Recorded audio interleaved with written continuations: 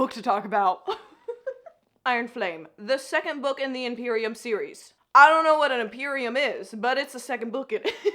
The rumors are true. Violet and Xaden fight a lot in this book, but I'm here to soften the blow and make it a little funny and entertaining so you have somebody to go through it with you and you don't have to go through it alone, okay? So if you haven't caught on, this book is a wee bit of a disappointment compared to Fourth Wing.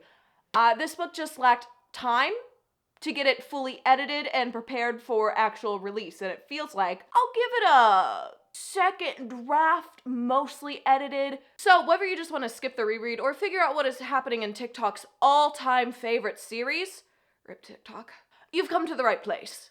While you're here, before we get into the actual recap, if you like recaps like this, or just chaotic vibes in general, go ahead, like this video, hit that subscribe button. It actually helps a girl out way more than you could ever know.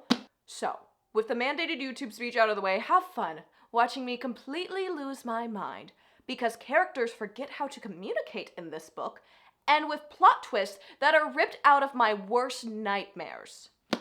If somebody came over to my house right now and saw this, they would call 911, for sure. There's no other, what else would you do if you walk into somebody's room and you see this? Looks like a murder mystery board, but with a bunch of emos.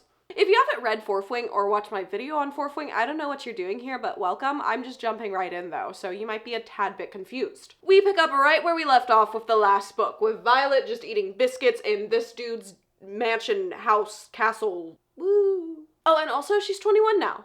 Everyone say happy birthday, Violet! She's talking with her brother Brennan, who she thought was dead just a little bit ago, but he's alive and well, and now they're having a chit-chat. When Bodhi over here comes in and calls him Lieutenant Colonel Azare.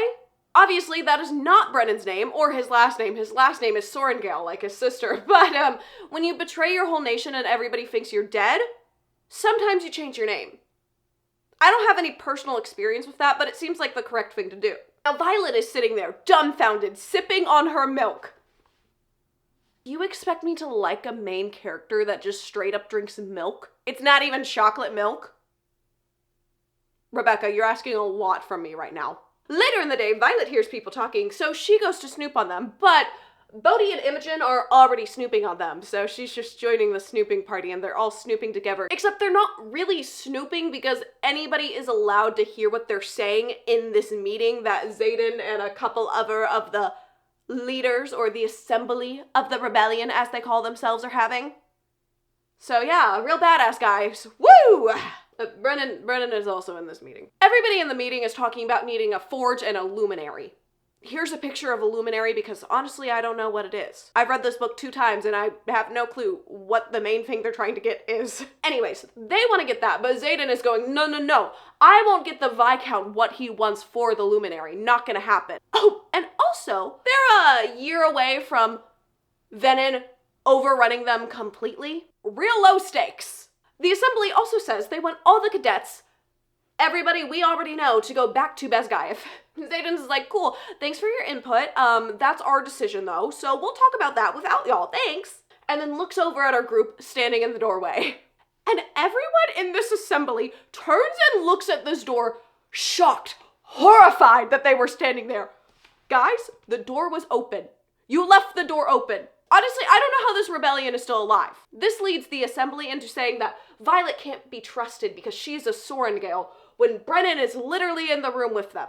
Imogen is the one to snap back saying, Xaden has already taken responsibility for her.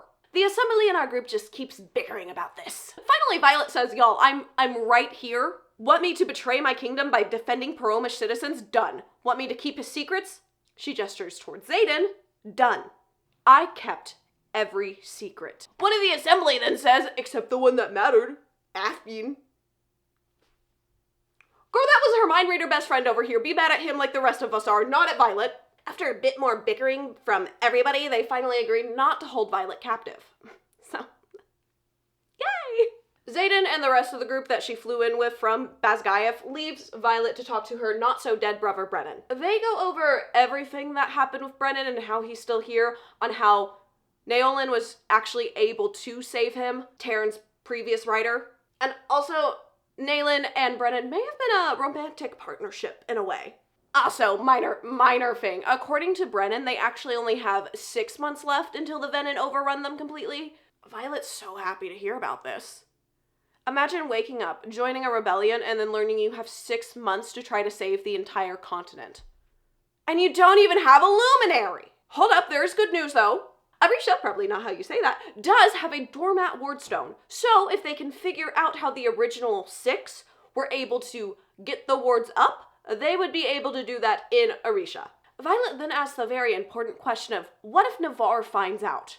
Brennan just explains they are fighting a war right under their noses. They're not fighting Navarre. They're fighting a threat that Navarre wants to pretend doesn't exist to the rest of its citizens, so they have no reason to come after them. And they have a plan, because something killed off all the venin 600 years ago, so they're gonna hope they find that magically, I guess. Then Violet just runs out the room because all of a sudden she remembers her ex-best friend Dane can read memories, and she goes, oh my word, he could just take all the memories I'm getting from here and I could get everybody in trouble. That can't happen. Peace out, dead brother, not dead brother. I don't know, you're alive?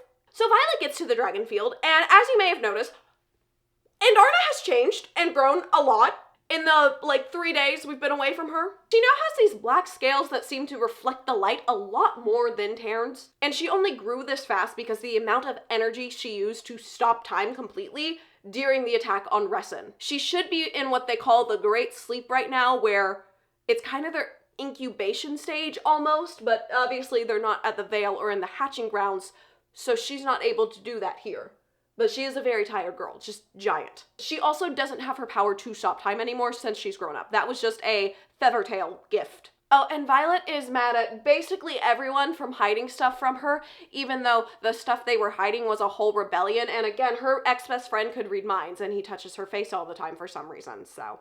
Weird hill to die on, Violet, but trust me, she dies on it many times. Alright, our group decides to go to Basgiath, and they all go back to Basgiath like they decided. I feel like that's pretty easy to understand from me saying they decide to all go back to Basgiath. I'm gonna stop talking about Basgiath now. So at Basgiath, if Xaden's plan doesn't work out perfectly, then they could all just be dead. Executed right away. I mean, obviously the plan works because there's 600 more pages of this book, so if Violet just got executed in the first 20, would be a short book. But let's pretend that there's high stakes right now, okay? These two are talking again. Actually, they're arguing again for the second time in 25 pages. We're 25 pages in, they've had 2 arguments.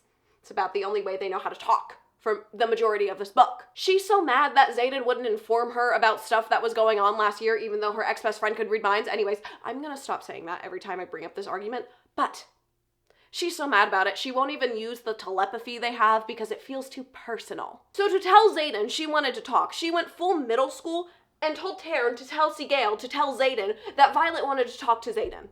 Girl, you are 21. Everybody has their plans. Her and Xaden split off to go and grab the letters from our dead boy Liam's room over here, because the thing with Navarre is when somebody dies, we burn all their stuff and never talk about them again, because that's real healthy. So they're gonna go get the letters he wrote for his little sister Salone so she can read those throughout her first year. As they're walking to Liam's room, they run into Rhea and Riddick, and they are both ecstatic because, you know, they kind of thought their best friend was dead, but she's not. We're all so happy. She gets the letters, she gives them to Rhea and tells her to keep them safe, and they're for Salone, in case, you know, Violet gets executed here. And then you'll never guess. They argue about Xaden lying again. 30 pages in, 3 arguments. We have an argument every 10 pages so far. Xaden just tells her, I will answer any question you ask me. You just have to ask, but that is not good enough for Violet. She wants full disclosure, period. Even though she can't admit that he kept secrets to save lives. They start walking to morning formation where they're reading off the death roll currently, and then the guy reads out Xaden Ryerson's name, and Xaden goes, well, this is awkward. Our little group walks up to the dais, and Colonel Atos, Dane's dad, is pissed, because he wanted them dead. And then Lilith actually shows a baby amount of emotion, and then goes back to her normal stone face, but she actually looked relieved to see her daughter. And then Lilith turns to Colonel Atos and goes, why were they on the death roll? Atos makes some excuse about them being gone for 6 whole days now. Xaden then starts talking about how they were sent into combat beyond the wards in Athbean. Xaden says the whole attack was Griffin's, even though Atos and Xaden know it was definitely venin. Lilith turns straight to Violet, wanting her side of the story now. Of course, Violet backs the story up and says it took them days to get back because she was gravely injured, and it took them forever to find a healer. Lilith then turns on Atos and calls him incompetent, and then says they will talk in her office in 30 minutes. I would not want to be Atos right now, but he dug his own grave. What can we say? Before Atos can leave, he turns to our group and says, you won't get away with this, like some Scooby-Doo villain or something. Now, on their way back to formation, they get to deal with the younger Atos. He comes over, clearly trying to hug Violet, and she just shouts, "Don't touch me!" Now, unfortunately, they can't just kill him because they are in the same wing right now, technically, but Xaden does take a big jab at his pride. She made her choice, and it wasn't you. It will never be you. I know it. She knows it. The whole quadrant knows it. Whoop! Dane's going, you gonna threaten to kill me also? Xaden goes, no, but Sorengale is perfectly capable of that. So I would recommend keeping your hands off her. And then as they're walking by him, and he says, if that isn't enough of a reminder, just remember one word. Athbean. Xaden is given his orders because that is graduation. You just get your orders on where you're going to go. All of our first years graduate to second year, except Liam, because, you know, he's dead. And now, as second years, they are now able to write letters out. They can go visit a village, maybe, if they're allowed to this year, because Dragon Riders have been banned for the last little bit, but hopefully they can go visit the village and mingle with the other quadrants, because this is feeling a little incestual? Incestual? A word I never thought I would have to say. But it's feeling a little, family-like here, and it's a weird place for a bunch of hormone dragon riders. Hormone dragon.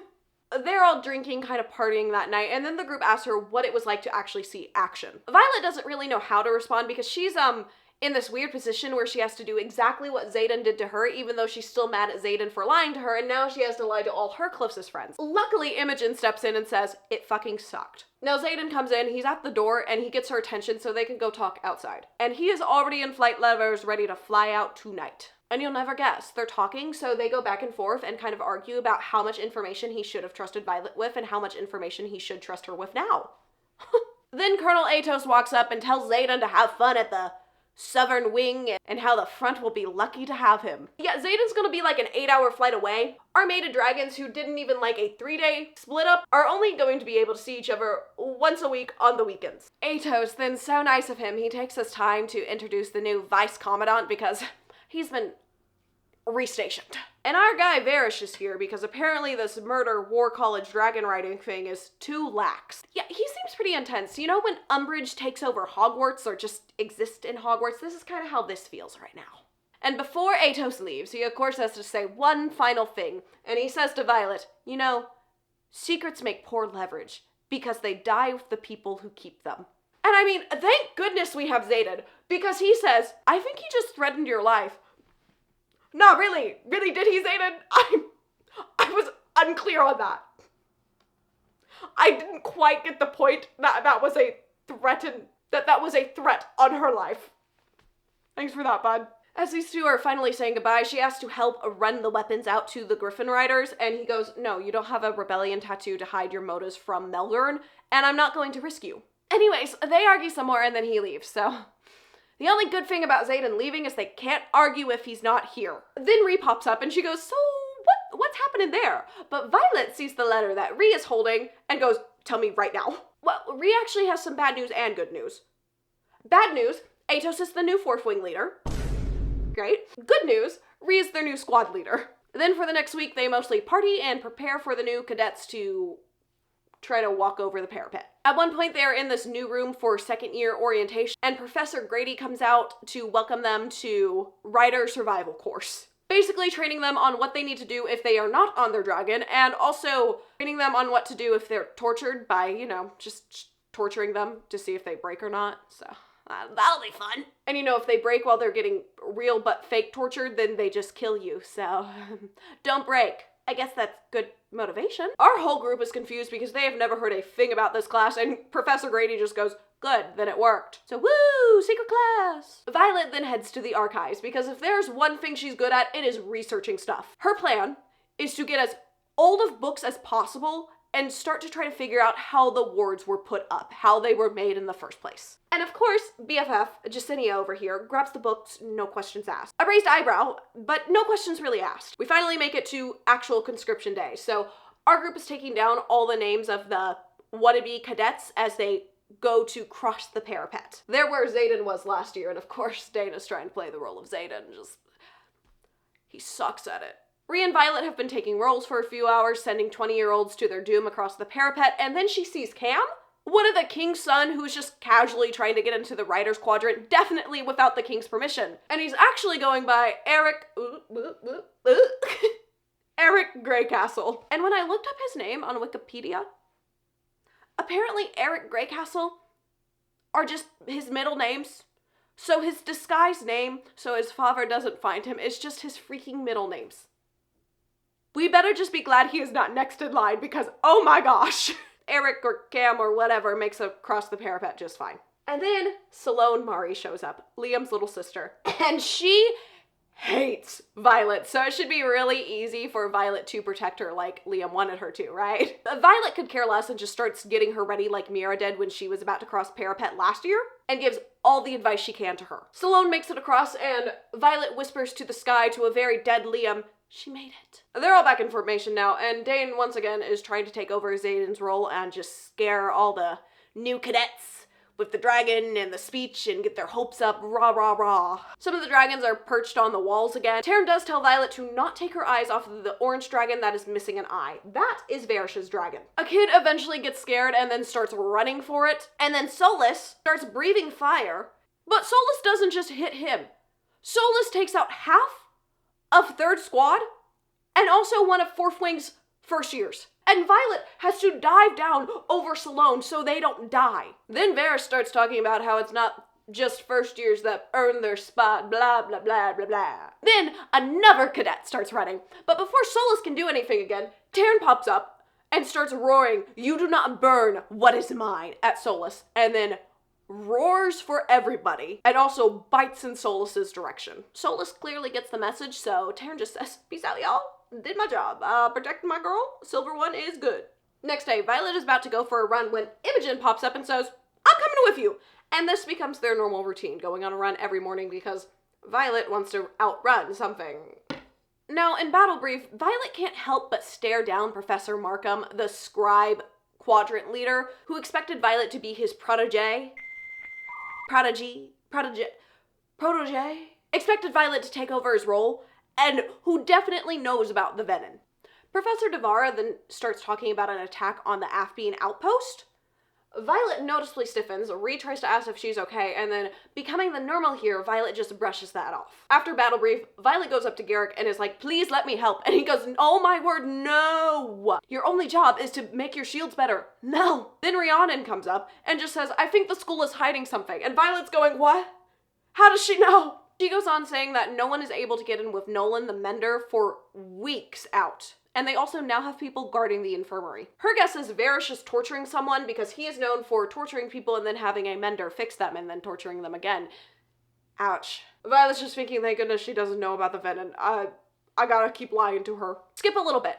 They're now in the sparring room for assessment day. Also, Xaden should have been here already. He is 1 day late for his first leave that he should have already had. Salone and Eric are called up to fight, and this is when Salone points at Violet and says, "I want to fight her," and Imogen just goes, "No, honey, that's a really bad idea. Don't do that. Don't be stupid." Then someone comes out of nowhere saying, "Did someone say Violet Sorengale?" And then their bestie Nadine, who has apparently just been part of the Iron Squad the whole time, even though I don't remember her being mentioned before the events in Iron Flame, but she's been kind of in the background, and their extra bestie says, "Oh yeah, look at me, I've got purple hair, I'm Violet Sorengale," and then this random new cadet just snaps her neck, so.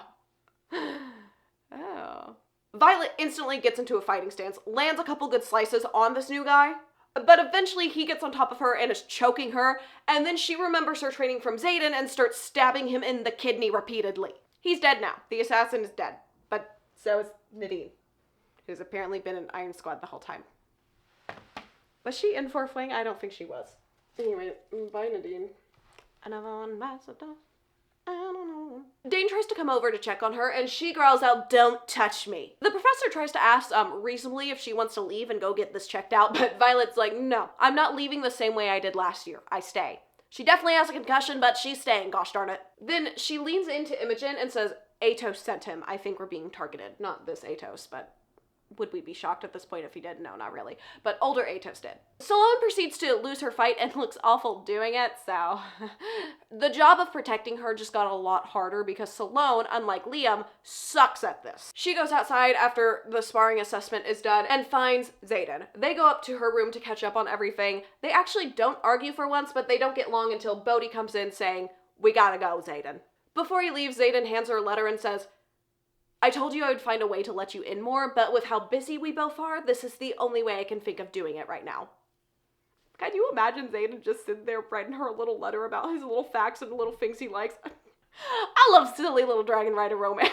The next day, Violet and Imogen are finishing up their run when Violet gets this giant grin on her face thinking about the letter from Xaden. Woo! Finally, Imogen is like, "Oh my word, okay, what is going on?" Violet tries to say, "Oh, I just didn't have any nightmares, and no one is trying to kill me today." Imogen calls bullshit on this and asks, "Why don't you take him back already?" Violet says, "I don't trust him," and then tries to go deeper into the reasons why she doesn't want to take him back, and Imogen's like, whoa, no. You have friends to talk about your love life with. I'm not here for that, even though Imogen did just ask about her love life, but apparently Violet is not allowed to talk about it for more than one sentence. Understood? Great, because I don't. Then Jacinia comes over signing, "Here's a copy of the Gift of the First Six. This is the oldest I can get out of the archives." Violet's like, "Okay, I could have gotten this from you at our normal time," and Jacinia goes, "No. I also need your help translating something." Then a scream fills the air as a second year is dragged from the academic building with Professor Markham following them. Jacinia signs, "I think this is my fault." She explains that this writer had requested a book, and she wrote down the request like she was supposed to do, and now this is happening. And she runs off before she can let them know what that book was. Rhea's now handing out letters to everybody in her squad. Violet gets one from Mira, but looks disappointed by it. Rhea notices this and takes this time to finally ask her what is going on with Xaden. She tries to just say, "It's complicated." Rhea pushes and goes, "You know you can trust me, right?" Violet lets her know that he lied, but then has to go back to "it's complicated" because Rhea is assuming he cheated on her with another woman and is ready to kill this man. Violet then reads her letter from Mira, only to find out that Mira has been restationed to Athbeen, and also a lot of Mira's letter is redacted. Then Riddick comes over, asking if Taryn has said anything about another black dragon in the Vale. Taryn tells Violet, "Don't say anything." She goes, "Maybe a dragon just saw Taryn and got confused." We're now getting ready for flight lessons today. She's on the field with Taryn, and Andarna is still sleeping so she can grow correctly, and Varish comes over and goes, "I thought you had 2 dragons," and orders her to have Andarna there next week. Violet snaps at him, saying dragons don't take orders from humans. He goes, "No, of course not, but you do." Kaori, the Dragon Rider professor, tells everybody that they will be learning a running landing today, and Taryn goes, "No, you won't, Violet." Alright, skip some time. A road trip or a sky trip with Taryn and Violet as they go to see Xaden and Sigale. I mean, honestly, our actual favorite character over here in the Samara outpost. Bodhi is walking her to her dragon as she's getting ready to leave and says, "Just so you know, I haven't seen Xaden this happy with anybody, and that includes Catriona." Oh, crap, I shouldn't have said that. Any chance you're gonna forget about that? We all know Violet isn't gonna forget about that. Thank you for giving us another argument, freaking Bodhi. When she gets to Taryn, Varish is there waiting for her, with 2 little sidekicks who then dump out all the belongings in her bag to do a bag check, and then send her on her way and remind her she will have a punishment for not getting Andarna to flight lessons because, you know, Andarna is knocked the out. She is not awake. She is not coming to learn how to fly because she is sleeping. But they still don't want to give in that she was a Feathertail quite yet, because humans haven't met a Feathertail before, and then there would be a lot more questions about Andarna, so they're not gonna do that right now. Once Varish and his gang leaves, she turns on Bodhi saying, "You knew that would happen! You used me as a test!" Bodhi's like, "Maybe, you were kind of the control." Then she climbs on Taryn's back, only to find that his saddle is loaded with the alloy-hilted daggers to kill the venin. They finally get to Athbeen, and she gets to Xaden's room, only to find him not there. So she opens their telepathy pathways to kind of sense where he is in the building. She goes down and down and down to find Xaden in the middle of a fight. The woman next to her informs her that Xaden is fighting for leave. The other guy has it, and Xaden wants it. And Violet is so attracted to Xaden beating this other guy up. Romanticies, what can I say? He wins the fight and then comes over and says her name in a way that just makes her think about touching him, even though she's still holding this grudge that she cannot drop. Then they get to his room and they start making out, and Violet is ready to do a whole lot more than that. Also, Xaden is too, but he says no. I won't use this as a tool to get you to trust me. I mean, I'm not sure if that makes sense, but okay, Xaden, keep your virtue. I don't know. And then he says, I need those 3 little words back first. He means I love you. He says, I need those 3 little words a lot in this book, and now I don't like that sentence. Violet's like, hold up, weren't you the one last year that said we could do anything and keep our feelings out of it? Xaden replies, yeah, I was stupid. And then they start talking/arguing about her needing to trust him once again.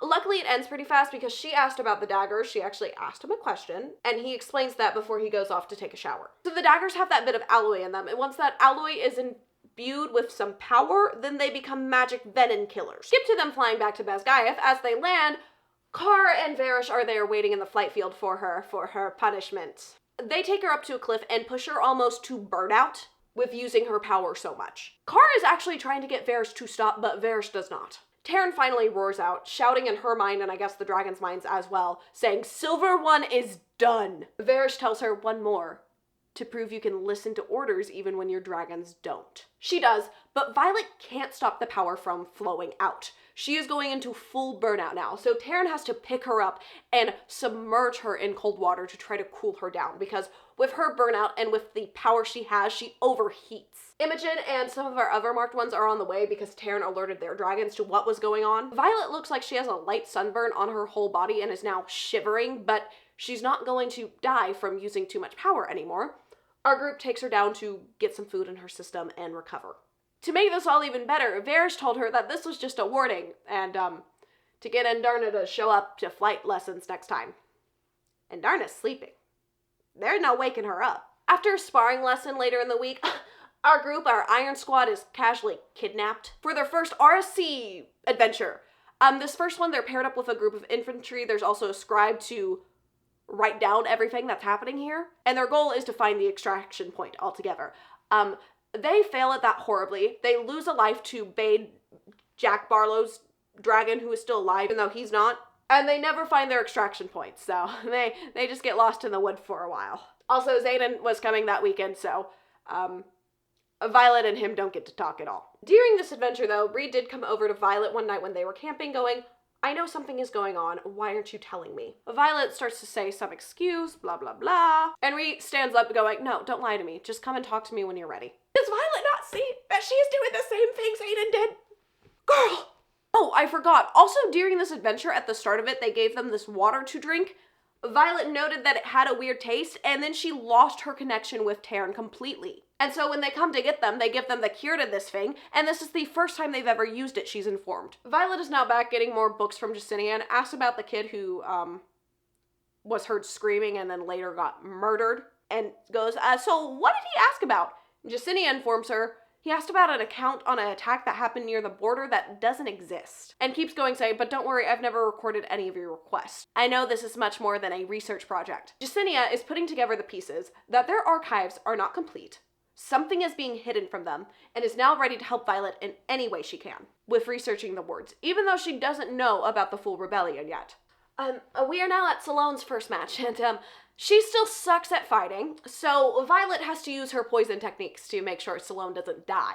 Salone comes off all confident after winning her fight, and then Violet breaks it to her that she poisoned the other person, and makes a deal with her that Salone will train with Imogen, and every week she completes training with Imogen every day. Violet will give her one of the letters from Liam. Salone doesn't love this plan, but goes along with it because letters from your dead brother, you kind of want those. The weekend comes, it's time for her to go see Xaden this weekend, but he is on 24-hour duty the whole time in a place that she does not have access to, so she doesn't see him at all. And honestly, thank goodness, because I could not hear them argue one more time. Later that week, Imogen finally says, okay, since you won't talk to your friends, I am giving you this one opportunity to talk to me. So Violet goes into the whole not trusting Xaden and now not being able to see them because leadership is obviously keeping them apart.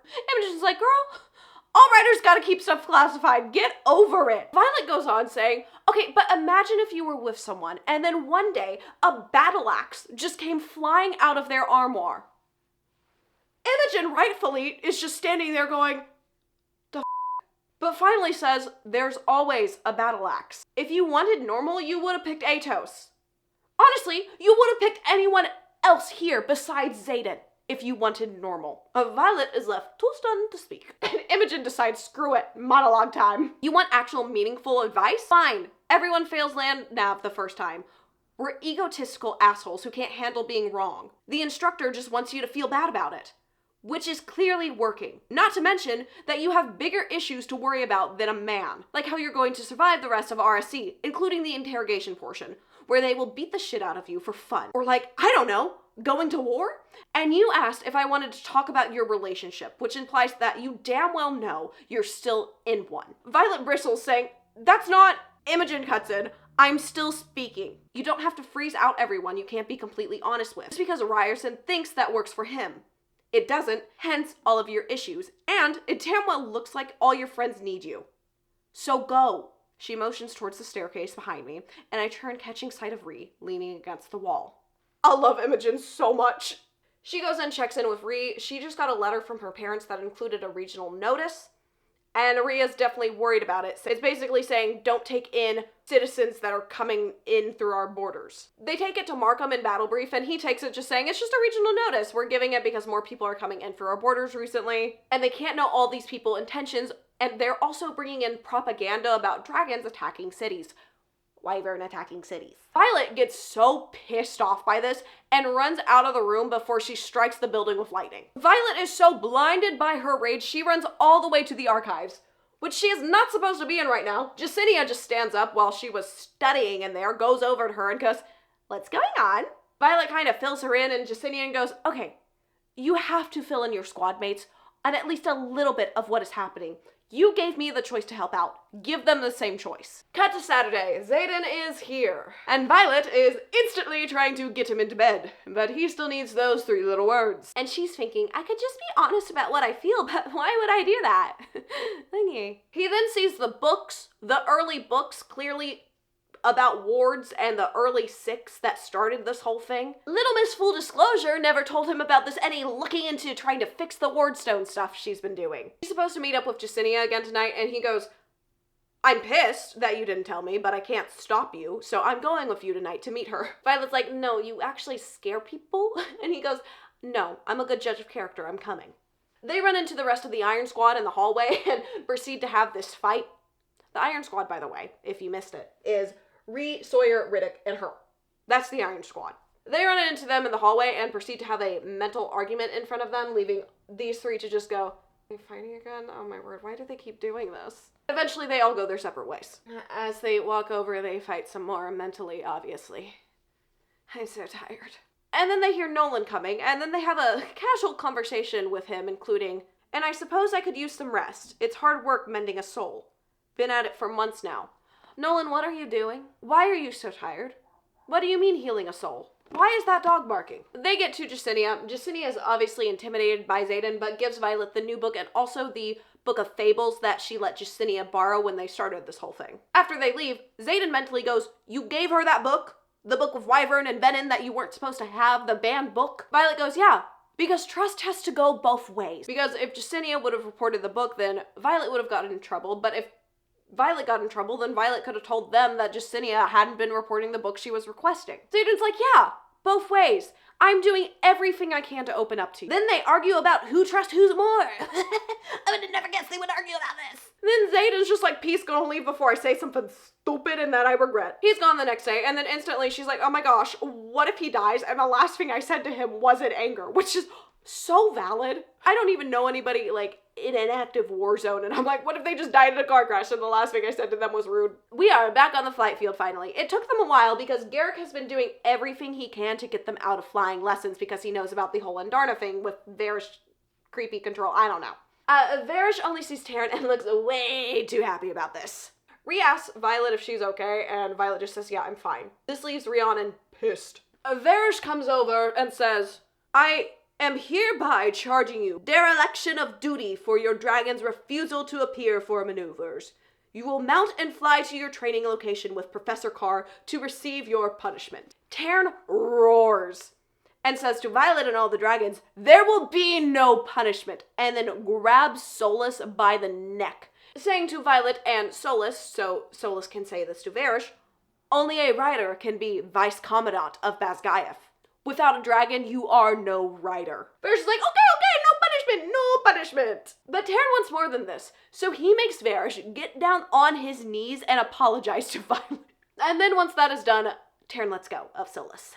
Varish gives Violet the death stare, and Solus definitely wants to kill Violet now, so this is great. Skip to the weekend. She flies out to see Xaden. In their mental pathway, he says, do you want to sleep in my room this weekend? If so, please give me permission to kiss you right now, even if it's just for show. And she gives him permission, and they make out, climbing all over each other in this courtyard. Then Mira comes over and says, put my sister down. Violet's like, hold up. What are you doing here? Mira explains as of yesterday, she was stationed here at Samara. Xaden tells her he has to go, but takes her bags up to his room before he goes off to do his duty. Mira goes, oh my word, you guys are actually in love. I don't want to talk about that. Let's go throw some knives and shit. Violet is now throwing knives with her sister, thinking, oh my word, Brennan is alive and she doesn't know.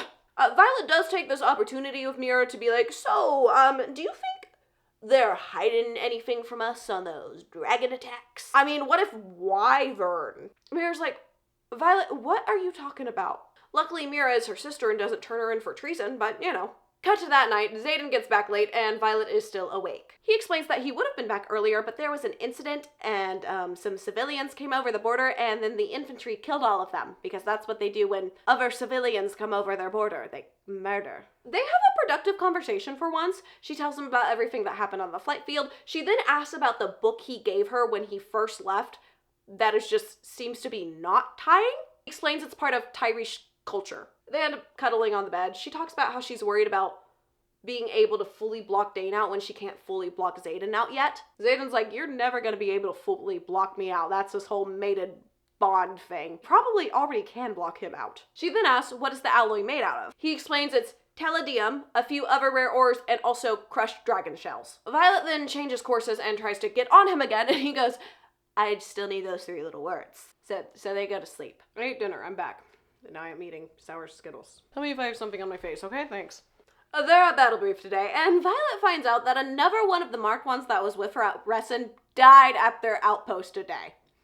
There's been a couple that have died already, and this is the 3rd or 2nd one. Then Professor De Vera leads them down this path on how they're losing their folklore and stuff like that, and Violet is going, hold on, is she one of us? Then at sparring, Dane comes over to Violet and is like, you ready to talk? She says no. He pushes us, leading us into... Did I say us? He keeps pushing this. He says, you have to be ready at some point. We've been friends since you were 5. We're no longer friends, and I'll be ready to talk when the sight of you doesn't make me want to bury my knife inside your chest. I walk away before I act on the urge to stab this memory-stealing asshole. You cannot keep running away from me. Yes, she can.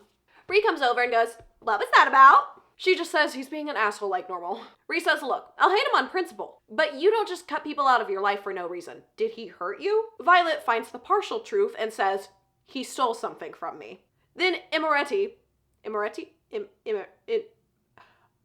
sparring, the Fight Club professor says, next match, Dane Atos and Violet Sorengale. Dane, I don't know what you think you're doing, but you do not have enough aura to make this attractive like Xaden does. This is just straight up annoying. Oh, I forgot, Violet's arm is in a sling because she did something dumb and now her arm's in a sling. So Rhys steps up saying she's wounded. No one can stop this from happening because Atos is her wing leader, so they get to spar on the mat. He gets her on her back and she has a knife to his throat. He says, I just want to talk to you. And Violet goes, well, that's funny because I just want you to leave me alone and I will kill you if you try to take one of my memories. Something clicks in Dane's head and he says, this is what Xaden meant when he said Athbeen. He explains that I just told my father what I saw because 3rd years don't get approved for that kind of flight. I knew you were attacked, Violet, but I didn't know beforehand. You said you would miss me. Dane's like, no, I told you that because you were choosing Xaden. I know things about him that you don't. Do you know about the scars on his back? She's like, yeah, the 107 he took for the responsibility of all the other marked ones. He goes, do you know who put them there? This is when she starts pushing a little harder with the knife on his throat.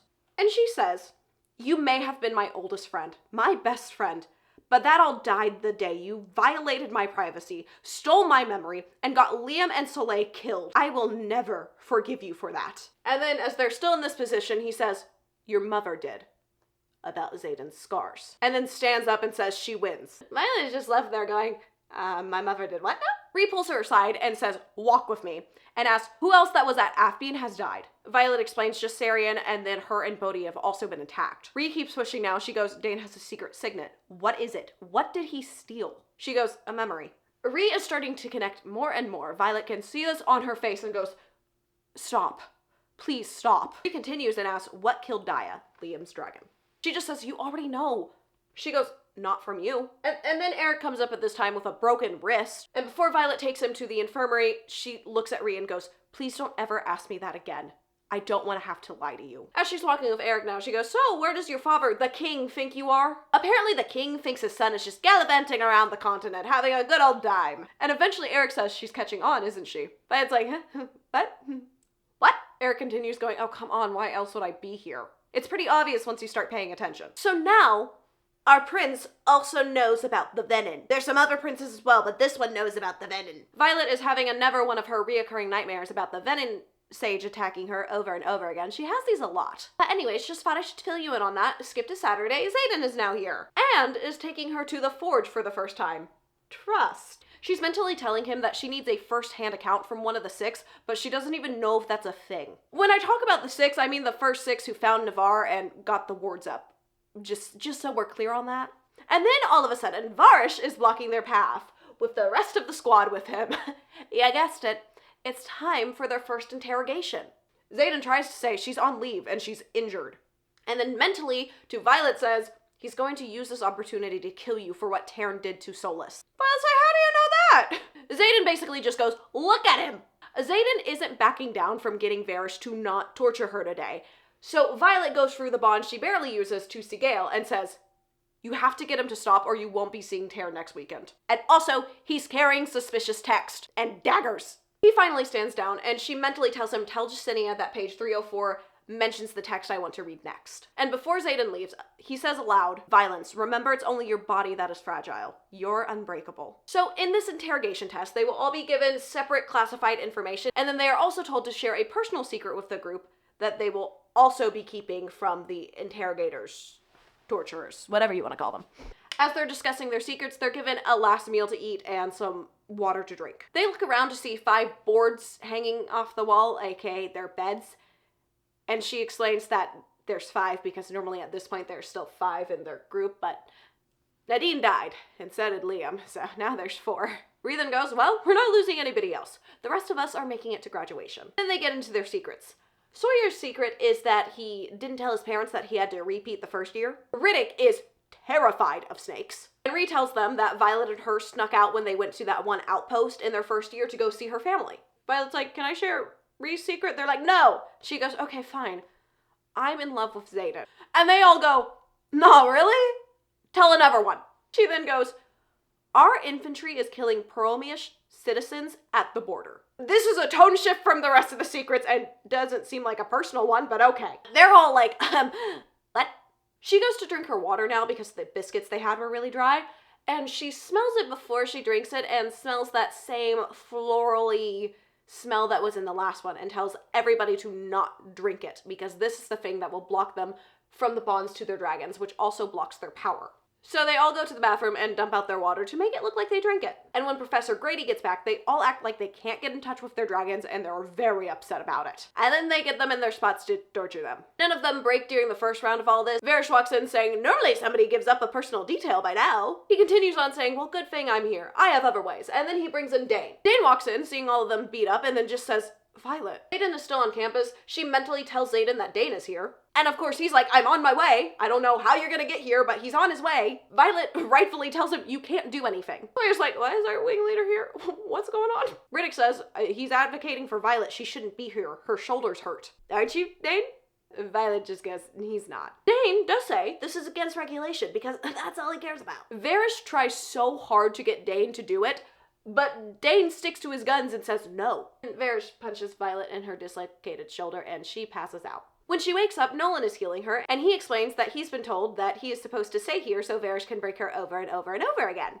Sawyer's like, is that normal? And Nolan just goes, nope, you better find a way out. Then Nolan leaves, gets Varish to come with him so he can check on his patient in the infirmary. And Rhea jumps straight into action. She is getting our group out of here. Sawyer uses his metal bending on the hinges to get the door off its hinges. They joke about quitting the quadrant to become thieves with dragons too. They're very excited about this. Our two boys love a good banter session. They are still locked into part of it, but all their gear was behind this first door they got out of. They get to another door that is locked, and then one of her knives starts heating up, so she picks it up, puts it close to the door, and the door unlocks. Of what she knows, you can't tie magic to objects, but the door is unlocked because of her knife. As they're racing out, Rhea asks her, "Where did you get those from?" She explains, "Xaden." They get to the top, and Professor Grady just says, "Well, this is an unexpected delight." And then, because our group loves a good patch, they goes, "We would like our patch now, please. Please, sir.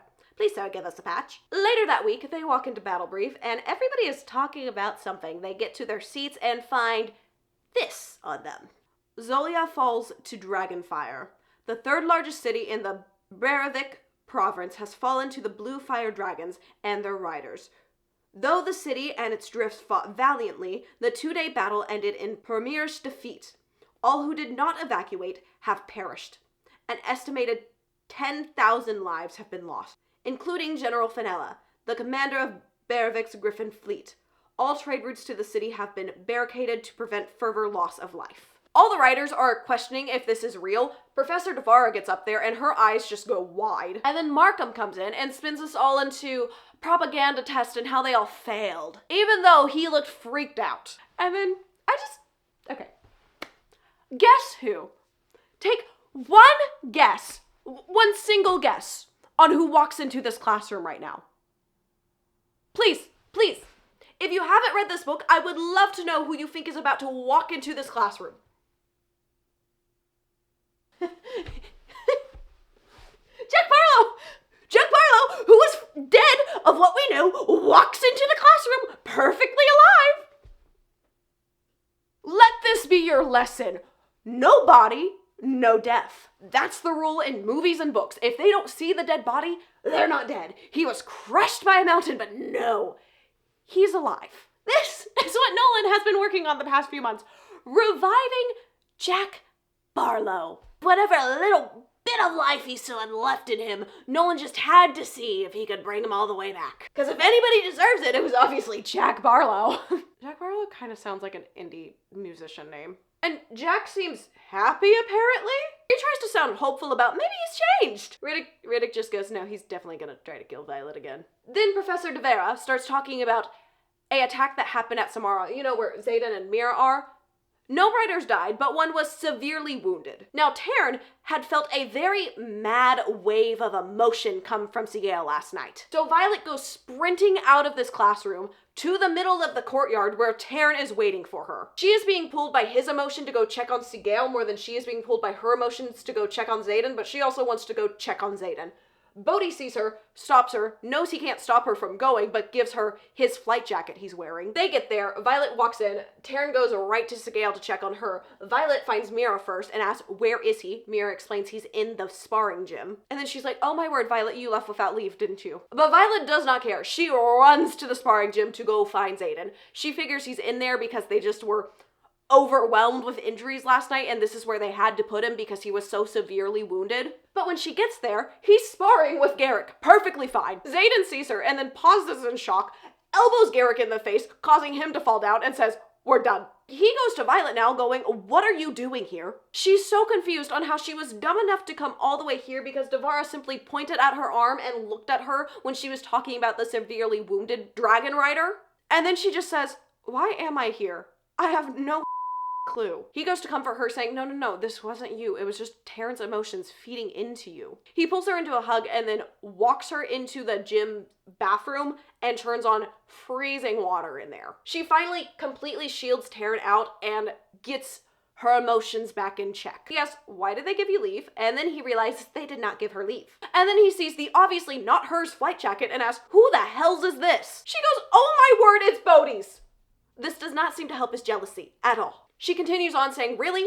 I ran out of battle brief because Devara clued me in that you were wounded. I ran into Bodhi and he gave me his jacket so I wouldn't freeze flying here because he knew I wouldn't stop in my room. And you're worried about whose jacket I'm wearing? He just starts to smirk and says, you were worried about me?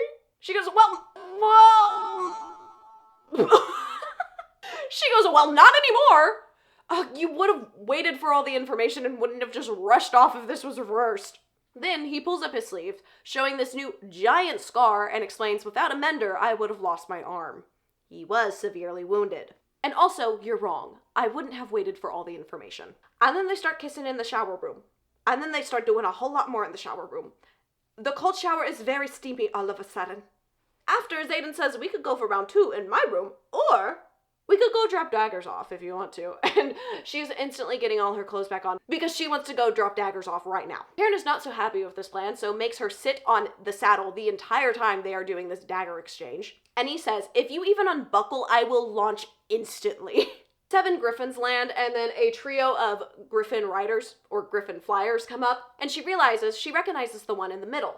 Serena, she fought with them at Bresson. And then the other 2 flyers come into the light. And the one on Serena's right looks to be around Violet's age and is looking at Xaden with a look that Violet does not like to see on her face. Serena goes, oh, glad to see you made it for the attack. Xaden replies saying, yeah, what the hell was that about? I almost lost my arm because I hesitated because I thought it was one of you. I won't hesitate next time, and if this continues, I will cut off your dagger supply. Serena goes, you will condemn us to death. Violet, now from Taryn's back, speaks up saying, you'll condemn us all to death if you take down the only ward standing between the venin and the hatching grounds in Basgiath. It's your only forge for weaponry, and there's enough raw magic in that range to feed them for a century. They'd be unstoppable. Of course, every head turns to her, and then Serena and her just go back and forth about how happy they are to see each other after Bresson and glad they're doing good. And the other girl is just glaring at her and Taryn.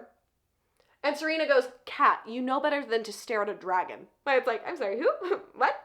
What? They then just move on to their need for a forge. And how Xaden isn't doing it because he's smitten, according to Cat. Mentally to Xaden, Violet asks, what the hell is she talking about? Xaden just says, later. He then says to them, it's our highest priority. As soon as we can acquire luminary, will be operational. We have the material, that's all you need to know. They're leaving now and they have this little conversation. Stay alive, Serena, I'm starting to like you. She flashes me a smirk of a smile, then turns towards the flyer.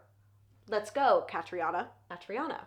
The way my stomach hollows has nothing to do with Taryn's sudden launch into the night sky and everything to do with remembering what Bodhi said weeks ago. I've never seen him care like this, and that includes Catriona. Oh gods, the way she looked at him wasn't just longing, it was memory. We got an X to make more drama, because that's what we needed. As they fly back, she confirms with Xaden that this was his ex. She starts to feel jealous, anxious, insecure, and Taryn just goes, no dragon chose her, calm down. They get back to his room, and she goes, okay, who is this Viscount Takaris, and what does he want for the luminary? Xaden goes, besides weaponry and a private army, he wants to see you yield. She's like, okay, I can do that. He goes, you don't understand. Takaris has a way of keeping special things, and I won't risk you. I would rather lose the whole war than lose you. She is overwhelmed with emotion and then starts to catch Xaden up on everything that has happened. As these two land at Basgiath the next day, she asks Taryn if Andarna is going to wake up soon, and he says there is no way to tell. The sparring professor runs into her on her way back and says, look, I'm not saying you're my favorite student, but if you were, I would tell you to stress the overwhelming emotions from Taryn. And then as she's in the hallways, she runs into Varish and his goons. Varish has his goons dump out all of her bags and then accuses her of impersonating a officer because she's wearing Xaden's flight levers now. Ree peeks out the door, sees Violet, side-eyes the dagger that is in her coat, Ree sees it, and with her ability to move objects, her signet can do that, I can't remember what it's called. She's trying to get Ree to basically use her signet to get it out of her jacket because they may check it. As the goons are about to take off Violet's jacket, Professor Creori comes up to Varish and says, did I just hear you order them to strip a cadet? Varish is like, it's a jacket, she's violating codex. She's like, I am not impersonating an officer, I am just wearing a jacket. Corey just goes, she's got you there. Varish goes, this doesn't even involve you, man. Corey stays there and says, no, but power needs to be kept in check. They leave, and Ree pulls her into her room with Riddick and Sawyer, holding the dagger, asking, what is this? Violet pauses, wondering what to tell them at this moment, and then finally says, it's for killing venin. And she tells them everything. They confirm with their dragons after she tells them everything as well. She goes on saying, I'm sorry I didn't tell you, and honestly, I still can't tell you everything. I know it's bullshit, and I get if you're pissed at me. Ree just says, I'm not pissed. Riddick says, I'm a little pissed. Sawyer goes, I'm stunned, but I'm not angry. And Reed continues saying, I'm sorry you didn't feel like you could tell us. Violet is standing there like, no, you don't understand. You should be pissed. Or else me being mad at Xaden makes no sense. They all fight with her until she agrees to let them help her with the word research. And then Riddick says there's a secret vault under the archives where they may have a couple of the journals from the first 6. Violet did not know this. And Riddick's like, oh my word, I knew something Violet didn't. This is the best day of my life. He explains he learned this during the games because her mom had something on her ledger about the journals being in a sub-level vault. Next Saturday, she can't catch Xaden up on all of this because they are at another RSZ. And then the next weekend, she has to stay so the squad doesn't get a 0 on the field game they're playing. And now, threshing. It takes a while, but eventually, Eric flies in on the back of a beautiful blue clubtail. And then Salone flies in on a red dagger tail, the exact same as Liam. Rebecca, you can't keep doing this to me. Threshing is still happening. Riddick comes up to them saying Jacinia wants to meet with us at the archives in 15 minutes. Only problem is Violet has next watch at the tower, so she can't go. Riddick says, I can take your post. And she's like, I'm already in so much trouble here. No, I'm gonna go take my watch at the tower. And then Riddick says, I'll come meet you after, okay? Aya, one of the girls from Resson, is up on the tower. It's the tower that has the fire on it where they burn all the people's stuff that they're guarding. I can't tell if this is for games or if this is always something they do, but she's guarding the tower. Anyway, she's there to relieve Aya. Aya's about to leave. They're catching up a little bit. And then there's 4 assassins from the infantry that come up. They fight them off. Eventually they kill Aya, one of the girls from Resson. Violet is still fighting. They've taken down 3, and now it's just 1v1. Taryn has been flying this whole time trying to get here, but he was pretty far away, unfortunately. As Violet is distracted by Aya's death, the infantry kicks her really hard, and she goes sliding towards the edge. I don't know what this building is shaped like, but she is sliding towards the edge. He's sliding with her. He then regains his balance, and then, like, Scar is holding her over the edge of the tower. This guy lets her go, only for her to find a handhold a little bit lower, but it's very small, so she can only hold on for a little bit. The soldier then ends up getting stabbed, and then somebody grabs her arm and starts pulling her back up. You want to know who this somebody is? Jack Barlow. It's Jack Barlow is pulling her up. Jack Barlow is saving Violet's life. After she killed him. Well, kind of. Not really, I guess. She out loud says, you saved me? Jack's like, I didn't know it was you, but yeah. She just keeps going saying, you didn't have to pull me up. Why are you here? He explains, I heard screaming and I ran over here. Riders don't die at the hand of infantry. She goes, I killed you. He goes, yeah, well, that death was kind of like a second chance for me. You don't know who you really are until you face down Malik. So the way I see it, this is just, I gave you a second chance too. We're even. He nods once and then he exits the tower. Riddick shows up a little later and goes, holy shit, what happened? Riddick then lets her know after talking to Jacinia, he found out that they know where the vaults are. The problem is there are wards where only somebody from the king's bloodline will be able to get in. He says, I'm so sorry, Violet. She's like, oh, well, it's a good thing that we have access to a prince that hates his father. Eric! So the next Saturday, these two finally get to talk. Violet tells him everything she's been up to, and he just stares her down for quite a while. Finally, Xaden says, who exactly knows? Ree, Sawyer, Riddick, and Quinn. But Imogen told Quinn, because Violet told Imogen about the whole telling her squad thing and told her that Quinn should, yeah. They don't know everything though, obviously. But the plan for tonight with Xaden here is they're going to break into the vaults, steal the diary, and go. Small problem is the key to this plan does not know about it. Eric. And Xaden is not too happy about any of this. See, the thing is, they are going to have about an hour to do all of this before the archives close for the night. And when the archives close, they have some magic that goes through, or they just take all the air out to preserve it correctly, and whoever's in there dies. He talks her through all the holes in this plan, but eventually agrees. He then opens the door to find Riddick and Sawyer trying to listen in, and he just goes, the door's soundproof, you idiots. And then he looks up to see Bodhi with Eric, who has no clue why he is here yet. And Eric says to Xaden, figured you would come for me sooner or later. Violet's like, there's drama here, isn't there? Great. Violet explains to him, we need your help, but you can't say no. You can walk away right now, but if you let me explain why we need your help, and you then say no, Xaden finishes saying, you won't be walking away. Eric says to Xaden, you think I'm going to lift a finger for you, as he's reaching for his sword. Bodhi gets in between both of them, grabbing his, and goes, whoa, calm down, guys, please. So, fun fact, turns out Xaden killed Eric's brother. Xaden, you gotta stop killing people, my guy. Our whole group on campus that knows comes, a few of them are staying out to guard, and only 4 of them are going in to retrieve the book, which is Xaden, Violet, Imogen, and Eric, of course, and Jasinia's taking them, obviously. The rest of our gang is staying outside. They make it down to the secret vault with basically no issue. Xaden just has to take out a couple guards, but with his shadow's powers, that barely makes him even lift a finger. Eric walks right into the vault, no problem, and then turns around, grabs Violet, and pulls her in without warning. Xaden is pissed. These two are now looking for everything, trying to find the books, but can't find anything. Eventually, they go to the pedestal in the middle of this room that has been covered up, and remove the cover, and whoa, there are journals. We didn't think to look for the founder's documents on the pedestal in the middle of the room first, guys. No, we just went to the bookshelves. Great, okay.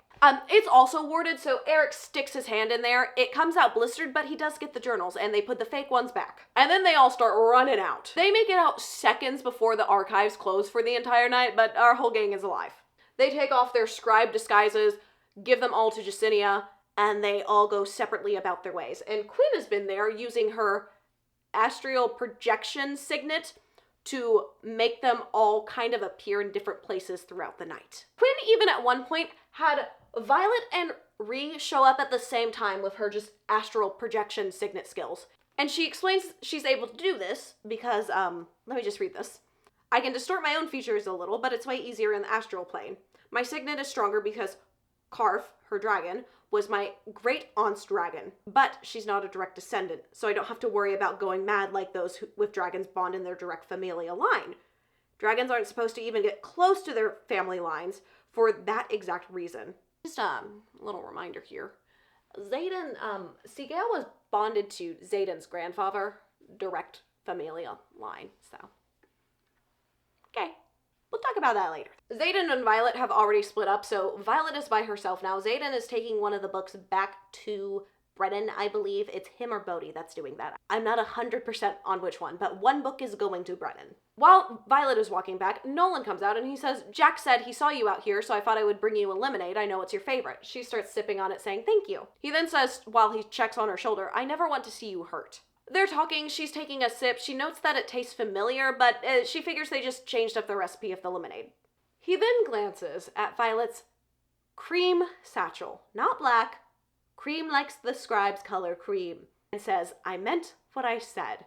And then her vision starts to blur. She tries to reach out for Taryn or Xaden or anyone, but her connections are gone. And Varish comes into view as she's laying on the ground about to pass out and says, why, Cadet Sorengale, what have you gotten yourself into? Violet then wakes up to hear people talking, and they're saying, if she finds out, somebody interrupts saying she's in Caldera. We have a week until she's scheduled to return. Varish comes into the room talking to Nolan, saying, I will try your way once. And then tells Violet she just needs to answer a few simple questions. So, why did you steal Lyra's journal, one of the founders? So, the three answers we need are how you did it, who you did it with, and most importantly, why. She realizes they don't know about anybody else involved. It is just her down here, not her friends. There's a truth-sayer in there who can tell when somebody's telling the truth, so she is telling a bunch of half-truths. But obviously that doesn't answer their questions, so Varish gets to start using his interrogation tactics and starts dislocating all her fingers one by one. Later, she's lying on her bed with her arm going a different way than it should be, and she hears this familiar voice say, sleep if you can. This leads her to thinking, you're not really here, it's just a hallucination. Liam then says, maybe. Violet now opens her eyes to see him there, and he continues saying, or maybe, Malik sent me as a kindness. Now, while Violet is getting tortured, she has this hallucination or memory or something of Liam, and just supporting her the whole time, and oh, my heart! My heart can't handle this scene. Someone at some point later says, bring her squad in, it'll make her break. And Varys says, no, we can't risk them knowing if they don't already. Imogen is the only one here that can erase minds, and I doubt she'll be willing to do that with her relic tattoo. Violet has now been here 2 days, leaving 5 days until Xaden comes here only to find that she's not here or able to talk with Taryn. Liam starts saying, no, Sigale will have already sensed Taryn's panic, and Xaden will already be doing something about this. Varys comes back into the cell now and starts talking and says his signet is to see other people's weaknesses, and tells her that hers is people that she loves. So who should he bring in? He lists off a bunch and then ends by saying, Ryerson? And continues on saying, I bet you hope he'll be the one to come and save you, don't you? But see, Violet, that's what I'm betting on. You're not the prize, you're the tool. She then spits out, just because you have Tairn blocked doesn't mean he doesn't know what's going on. While you're hunting Xaden, Tairn is hunting Solus. I may die in this cell, but I can guarantee you, you will. As our girl is beaten and bruised, what a badass line from her. Ooh. Varys then says, just because I can't kill you doesn't mean I won't shatter you over and over again, so... We're not on our higher horse for long, but it was good while it lasted, right, guys? And then he leaves telling somebody to call Nolan in to heal her. And she's left there thinking, he's wrong about Xaden. He's going to pick the safety of his people, his city, over me. And that's okay. And then to Liam, she says, don't leave me. And he says, I won't. I swear it. And then one day, she hears Dane's voice on the other side of the door. And Varys is telling him that the writer in there is connected with the rebellion, but he might be surprised at who it is. Dane opens the door, his eyes go wide, and he just says, Violet? And she goes, please help me. Dane looks at Varys, accusing him, you have been torturing her for 5 days. Varys is trying to twist why she stole Lyra's journal and that she stole it to take down the wards. Violet just says that's not true. Dane looks at her now and says, I don't know shit about you anymore. She starts telling him about the war outside and what they're doing to citizens, trying to seek shelter from this. But he looks at Varys and says, are you sure she was trying to take the wards down? And of course Varys makes it sound true. She tries and says, that's not what happened. He snaps and says, I don't need you to explain. I've been trying to talk to you for months. This is why you're adamant I never touch you. A voice then calls down for them saying, all command is called to assemble. There's been an incident at the border. It's been called by General Lilith Sorengale. Varys then adding on to this act goes, Xaden defected days ago. We may already be too late. Dane goes to touch Violet's face finally. She builds her shields and pushes all the memories from Resin to the front to make sure he will see those, to make sure he will see Liam's death play by play, just how she saw it through her eyes. He will see the venin, he will see the wyvern, and see what's going on and what they're being lied to about. After he removes his hand, she goes, did you get what you wanted? And Dane says, you were smuggling weapons? And Violet, like the rest of us, is like, how did he get that from everything he just saw? And then she looks at Liam and says, I'm sorry I failed you. And he says, you never failed me. Not once. The voice from upstairs calls again, saying they're needed now. Varys then asks Dane what he found. He says to him, give me the knife, I want to compare it to the one I saw in her memory. Varys hands the knife over. Dane looks at it and says, they're taking them by the dozens to drifts. Dane then turns on Violet, holding the dagger to her throat, and then swings it back, but never brings it back to strike her with it. And then Violet sees Varys staggering backwards. Dane then starts cutting her free instantly, saying, I don't know if we can fight our way out of here. Can you move? She's like, oh, what's going on? Varys, bleeding out, is yelling at Dane. Varys' Dunes comes in, trying to stop them. Dane has a sword to her throat, saying, move and I'll let you live. And then a low, menacing voice behind her says, I make no such promises. And a hand with a dagger reaches across and slices her throat. As she falls, Violet sees Xaden. Xaden is ready to kill Dane, honestly as he should be, when Violet stops him saying, don't, he saved me. And then she just says, you came, and stumbles into his arms because she is so beat up still. He says, there's nowhere in existence you could go that I wouldn't find you, remember? Then Garrick walks down from behind saying, you couldn't leave a single one for me? Xaden killed everybody on his way down here with his shadow powers. There are just bodies everywhere. Varys, still alive on the ground, says to Dane, you cheating traitor.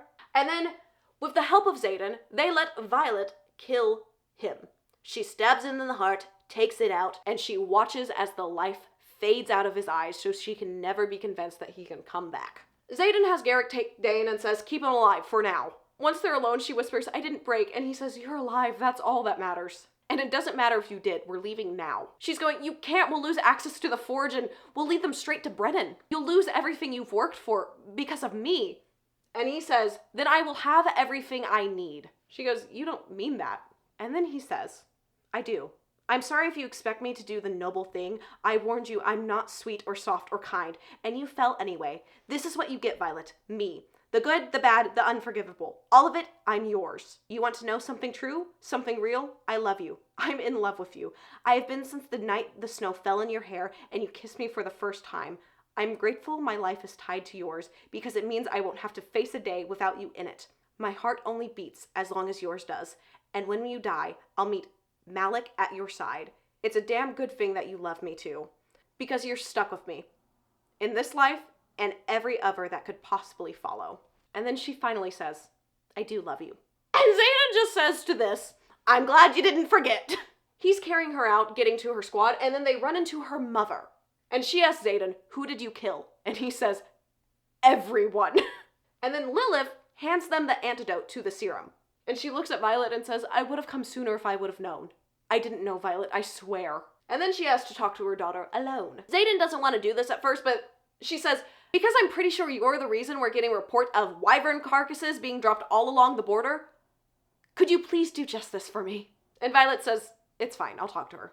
Garrick asks Dane if he's in, and Dane says, apparently. Violet and her mom talk about her hiding everything from Violet all these years, and her defense is that she was doing this to protect her children. And the reason that Lilith put Violet in the Dragon Riders quadrant instead of the Scribes was because she knew once she found out what Markham knew, she wouldn't just go along with it. And she ends this with saying, so I called in my favor with Ryerson and had him protect you. Violet then confirms that those are her knife marks on Xaden's back. Lilith is trying to explain, saying it's a Tyrrish tradition, and Violet goes, I don't care. Lilith then says to Xaden after this, I trust you will use this chaos to get her out of here. And of course he is. She then tells Violet to stay alive or this will have all been for nothing. And as Lilith is walking away, she turns back to Xaden carrying Violet and says, oh, and by the way, Sorengales walk or fly off the battlefield. They're never carried.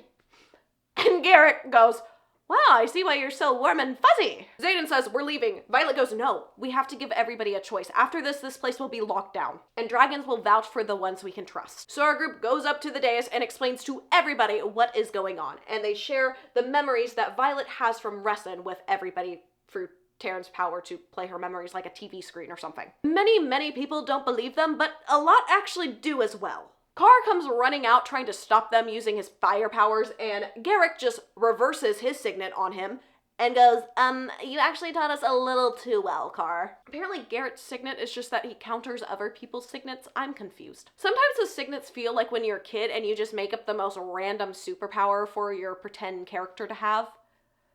But you know what?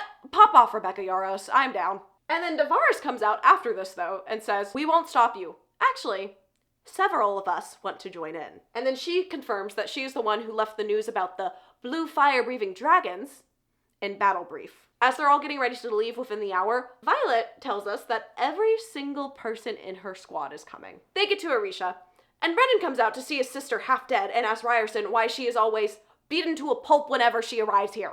And then Brennan sees all the other dragons flying in and asks, what happened? Xaden just says, ask your sister. She wakes up healed in Xaden's room, unlike every other cadet. It would be weird if they were all crashing in there, but they're all in the barracks that they have in this fortress, I guess. These two take full advantage of her healed body and having a private room. Once they come out, they get to the common area of the house and Ree comes running over to her. After Ree checks her out and makes sure she's okay, she says, do you know what's happening? Violet does not know what's happening. Xaden just says, let's go. We'll get you some answers, Ree. As they're walking, Violet just says, I think I may have screwed up. Xaden says, we screwed up. Doesn't mean we weren't right. They get to a door, there's raised voices, they walk in and a woman yells, you have ruined everything we've worked for. Xaden's like, okay, if you're gonna be mad at anyone, be mad at me, not at her. And then the room keeps arguing about this for a long time. And then they question Dane and Justinia. They don't like that any scribes came, but they're happy they have the journals. They also want to confine and question Violet. And Brennan is the one to be like, hell no, she's been questioned enough. Xaden reminds them that he bears the responsibility for her, and if they have any questions, they can ask him. He realizes that the new silver scar on his collarbone is for her. It matches the marked ones. The assembly tries to question Xaden, and he says, did you forget that this is my house? And it finally clicks in Violet's head that this is all Xaden's. The entire land is Xaden's. As Xaden is talking to the assembly, Violet feels a little shimmer in her mind palace, and a little voice says, Violet? And our little baby Andarna is finally awake. Ah! I missed her. An hour later, she finally gets out of this meeting to go to the valley where all the dragons are. And Andarna is asleep between Taryn and Sigale again. Violet talks to Taryn saying, I thought she was awake. Taryn chuffs at this, just saying an hour ago. And then Andarna wakes up again and says, I meant to stay awake. I love her so much. Violet says to her, I think you got even bigger. And she just goes naturally and straightens to her full height, just preening out basically. And she's 2/3 the height of Sigale now and is still growing. Andarna tries to start walking and starts stumbling around, saying, I want to go find sheep. And Violet can't help but notice that one of her wings is not fully expanding. Andarna, hearing what Violet thought, says, I am not broken. Violet just says, I never said you were. And Andarna, in her true dragon teenage phase, says to Violet, I am no more broken than you are. Taryn breaks it up, saying, enough. She's allowed to be concerned for you. Now go get something to eat. Taryn then talks Violet through what is happening. Basically, Andarna wasn't able to go directly to sleep, and during the sleep is when they build muscles and formative things for being an adult dragon.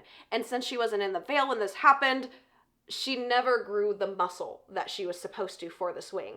She's working with the elders to learn how to fly, but she will never be able to bear a rider on her back. Violet is obviously crushed by this, but what more can she do right now? Skip a little bit. Violet is now trying to translate this book, trying to figure out how to raise the wards. She's at this point that says Iron Rain, and she asks Taryn, does Iron Rain mean anything to you? And then we get this wonderful exchange. Should it? Taryn replies. Clearly, or she wouldn't be asking. I can practically feel Andarna's eye roll. Ooh, sheep! Andarna, the dragon that you are. Just know that Andarna is the only saving grace after the 300 pages of suffering you do at the beginning of this book. Oh, sassy Andarna is the best, and it's the only reason this book made it to 3.5 stars, I'm pretty sure. After a few days, they get classes back started for the writers. They have some of the professors there, and some of the assembly and people that were already in Arisha are stepping in for teaching roles. We also get info that all the families of writers have been offered the ability to move here if they want. Rhea and Violet are talking about how to get the wards up, and Violet is telling her, I think it's some kind of blood magic, oddly. And then Devera walks in to start our new and improved battle brief. She starts it by saying how proud she is of all of them, and then introduces Brennan under his fake name.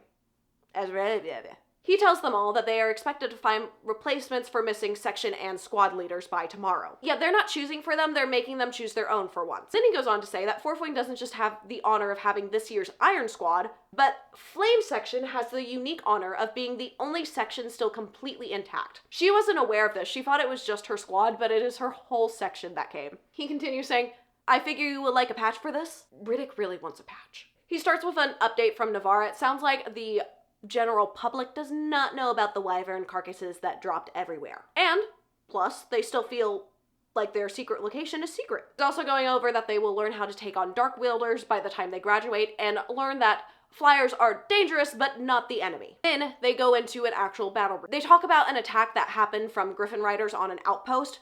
Riddick asked if they were looking for weaponry. Absolutely they were. And then somebody asked if they departed before or after they deflected from the War College. After. Meaning they attacked because they knew that Xaden wouldn't be able to supply them anymore. Violet is now looking at the map, thinking about where Viscount Dakaris is, and thinking that Taryn could probably make that flight in about 12 hours. He just pops in her mind saying 10, but it's not entirely safe. So Xaden says, but neither is being here beyond the wards without a forge to arm anyone, including ourselves. And Andarna says, she makes a good point. Can you carry a luminary? That question insults me. Can you carry a luminary insulted? I love sassy dragon banter. I don't care. I don't care what anybody else has to say on it. I will take no critiques on sassy dragon banter. I love teenage Andarna. And then Taryn says, a riot approaches. A riot is a group of dragons. All the other dragons inform their riders, leaving Sawyer to say, shortest rebellion in history. And then Taryn fills her in that Mira's dragon is leading the riot. Violet runs outside. Taryn lands behind her. He's roaring. Mira and her dragon land. And when they do, Taryn grabs Mira's dragon around the neck with his mouth again. He's like, whoa, whoa! Violet just says, dismount peacefully. Mira explains, we all come here peacefully. It was Xaden who came for us. How else would we have known how to find you? And then she starts saying, I'm sorry I didn't listen to you in Samara. And then after they hug, she says, you really stole half of Basgiath cadets and killed the Vice Commandant? She of course confirms this, and then also confirms that Mira knew nothing about any of this.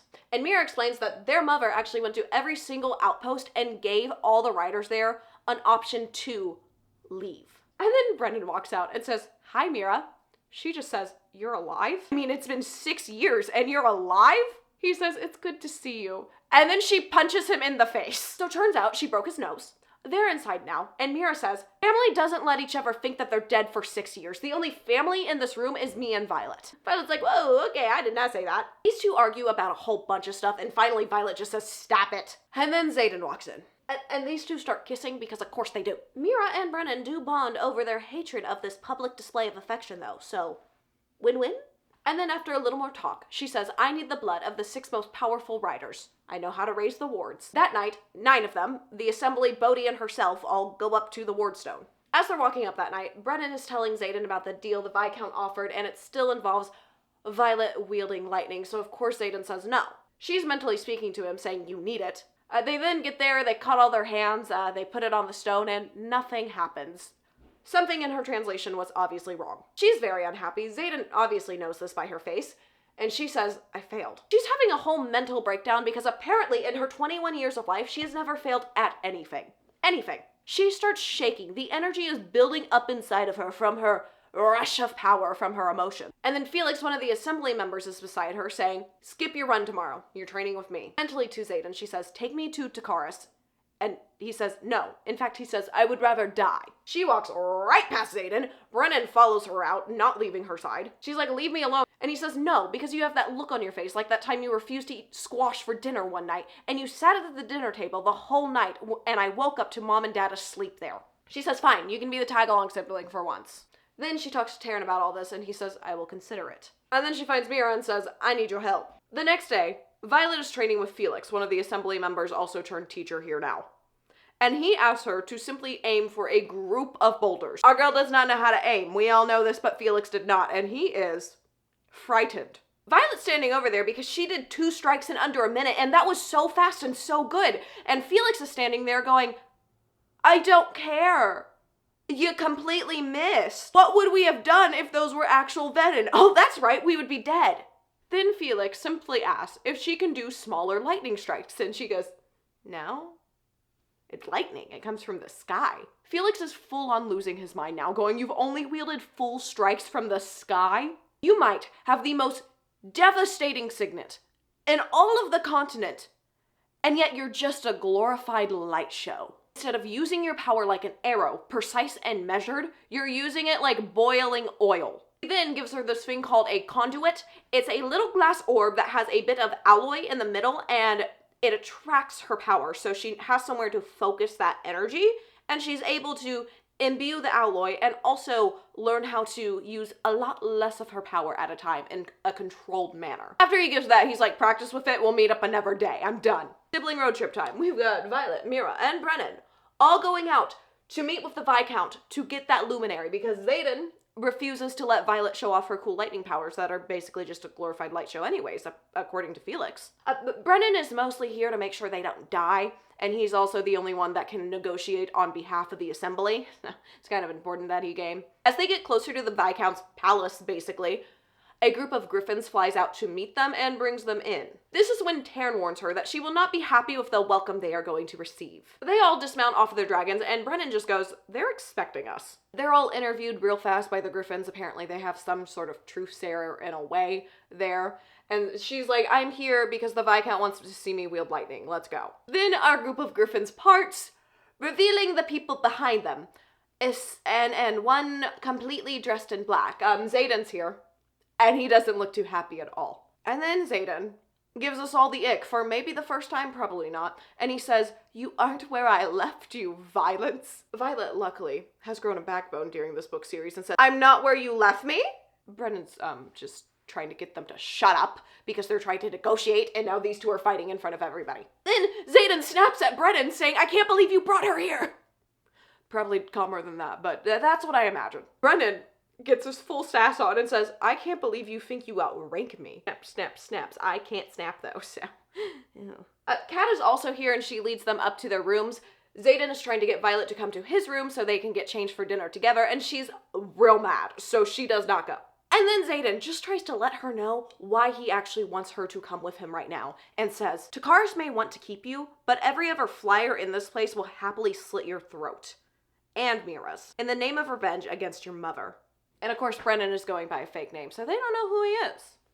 They continue to have this argument about how she doesn't need protecting, blah, blah, blah, and then eventually she compares him to Dane.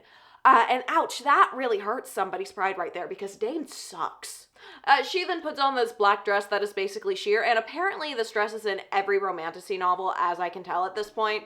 I think they're just switching it between universes as we go. On their way down to dinner, Kat is talking, and she's going, oh, you chose black? I mean, Xaden always complained about the monotone of Basgiath, but I guess to you, I would have chose some color, though. She continues on with a lot of comments like this, and Violet is getting more and more jealous and almost rageful about this. Finally, Serena steps in and says, stop being a wrench cat. Kat doesn't stop though. She keeps going right on this train. She is insulting Violet and egging her on as much as she can. Kat goes so far, she gets Violet to a point where Violet doesn't know if she can contain her power. She is so mad. Serena snaps again, saying, "Stop it. He's just a man. But she is the best shot we have against the Dark Wielders." Once they get down to the dining room, she instantly finds Xaden, and she says she finds him because he's like her gravity, which I will note, she calls him her gravity a lot and makes a lot of mentions about gravity. And if we're guessing on second signet things, the amount of times she says gravity about so many different situations, I think it has something to do with that. Onyx Storm isn't out when I'm filming this, so if I'm right, everybody owes me a like. I don't know what else I can tell you. He mentally tells her that he really likes her dress. Like, can we go upstairs right now, Violet? Like her dress type of stuff. He then comes over and in front of everyone starts kissing her. And you know, with them, it's never a chill kiss. It's like borderline hardcore makeout sesh every time their faces come in contact with each other. What a horrible way to describe kissing. This is why I'm not a romance offer. She asks, "What did you do?" Because all of a sudden she's much calmer. And he says, "What I should have done the second I saw you today." And probably shocked Kat enough to get her to stop messing with your mind. Kat has the ability to elevate people's emotions. So if she can get them a little mad or a little jealous on their own with just her words, she can then use her powers and just rise those emotions to the boiling point. Raise, rise, who knows? Words? Xaden, being a little snarky, I think, says, "I would have told you earlier, but you shielded me out all afternoon." And then Violet thinks, "Well, he had weeks to tell me, why didn't he?" And then out loud, Xaden says, "All right, you win. Whatever argument we're having later, you win. I don't want to fight. I heard what you're saying." And then they walk out with everybody else who has already left the dining room and they are out on the balcony, patio, terrace. Takaris explains out here that they will open discussions about the luminary once Violet can hit this box in the middle of this Colosseum arena type thing with lightning.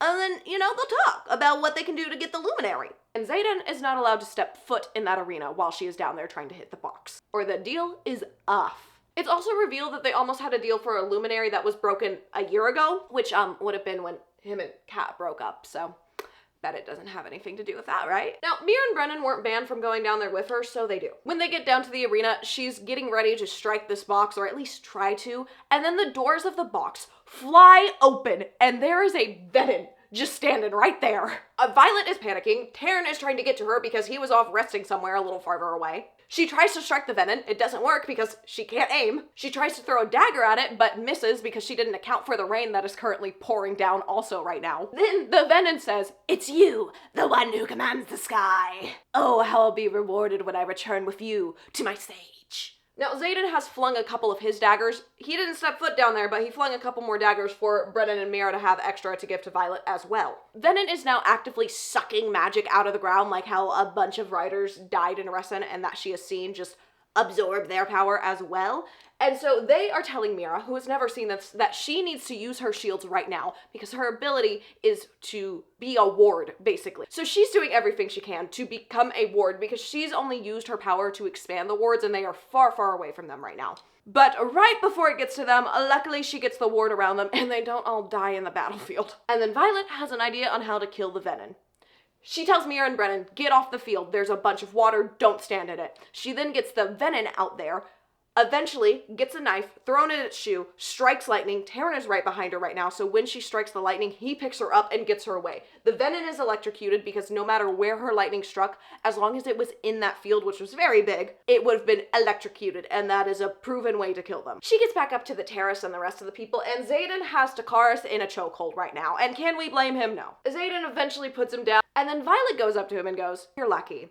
I don't know if I would have been that merciful if it was Xaden in there instead of me." They then put together that the stones to build this arena that he has just in his backyard were from a place where the magic was already drained out of, so the venin aren't able to suck magic out of it. So he has obviously been having venin fights here occasionally. And because of the runes that were on this chest that the venin was in, he was just floating in mid-air, so he wasn't able to take any power out of any of the land or anybody. Xaden makes him apologize to Violet and then says, "Now we negotiate." Takaris presents his offer first, and he's going on about how he can give people what they want, their wildest dreams even. And to Violet says, "I can offer peace for all the people you love, on a remote island if you come and be my guard dog for a certain amount of years. Violet just responds to this saying, that's just called running away. You may keep all the loved ones I have now safe, but that's not accounting for the people I will meet later in life. Takaris is not used to be told no, and he's a little shocked by this. Brennan finally jumps in and says, what do you want for us to leave with the Luminary today?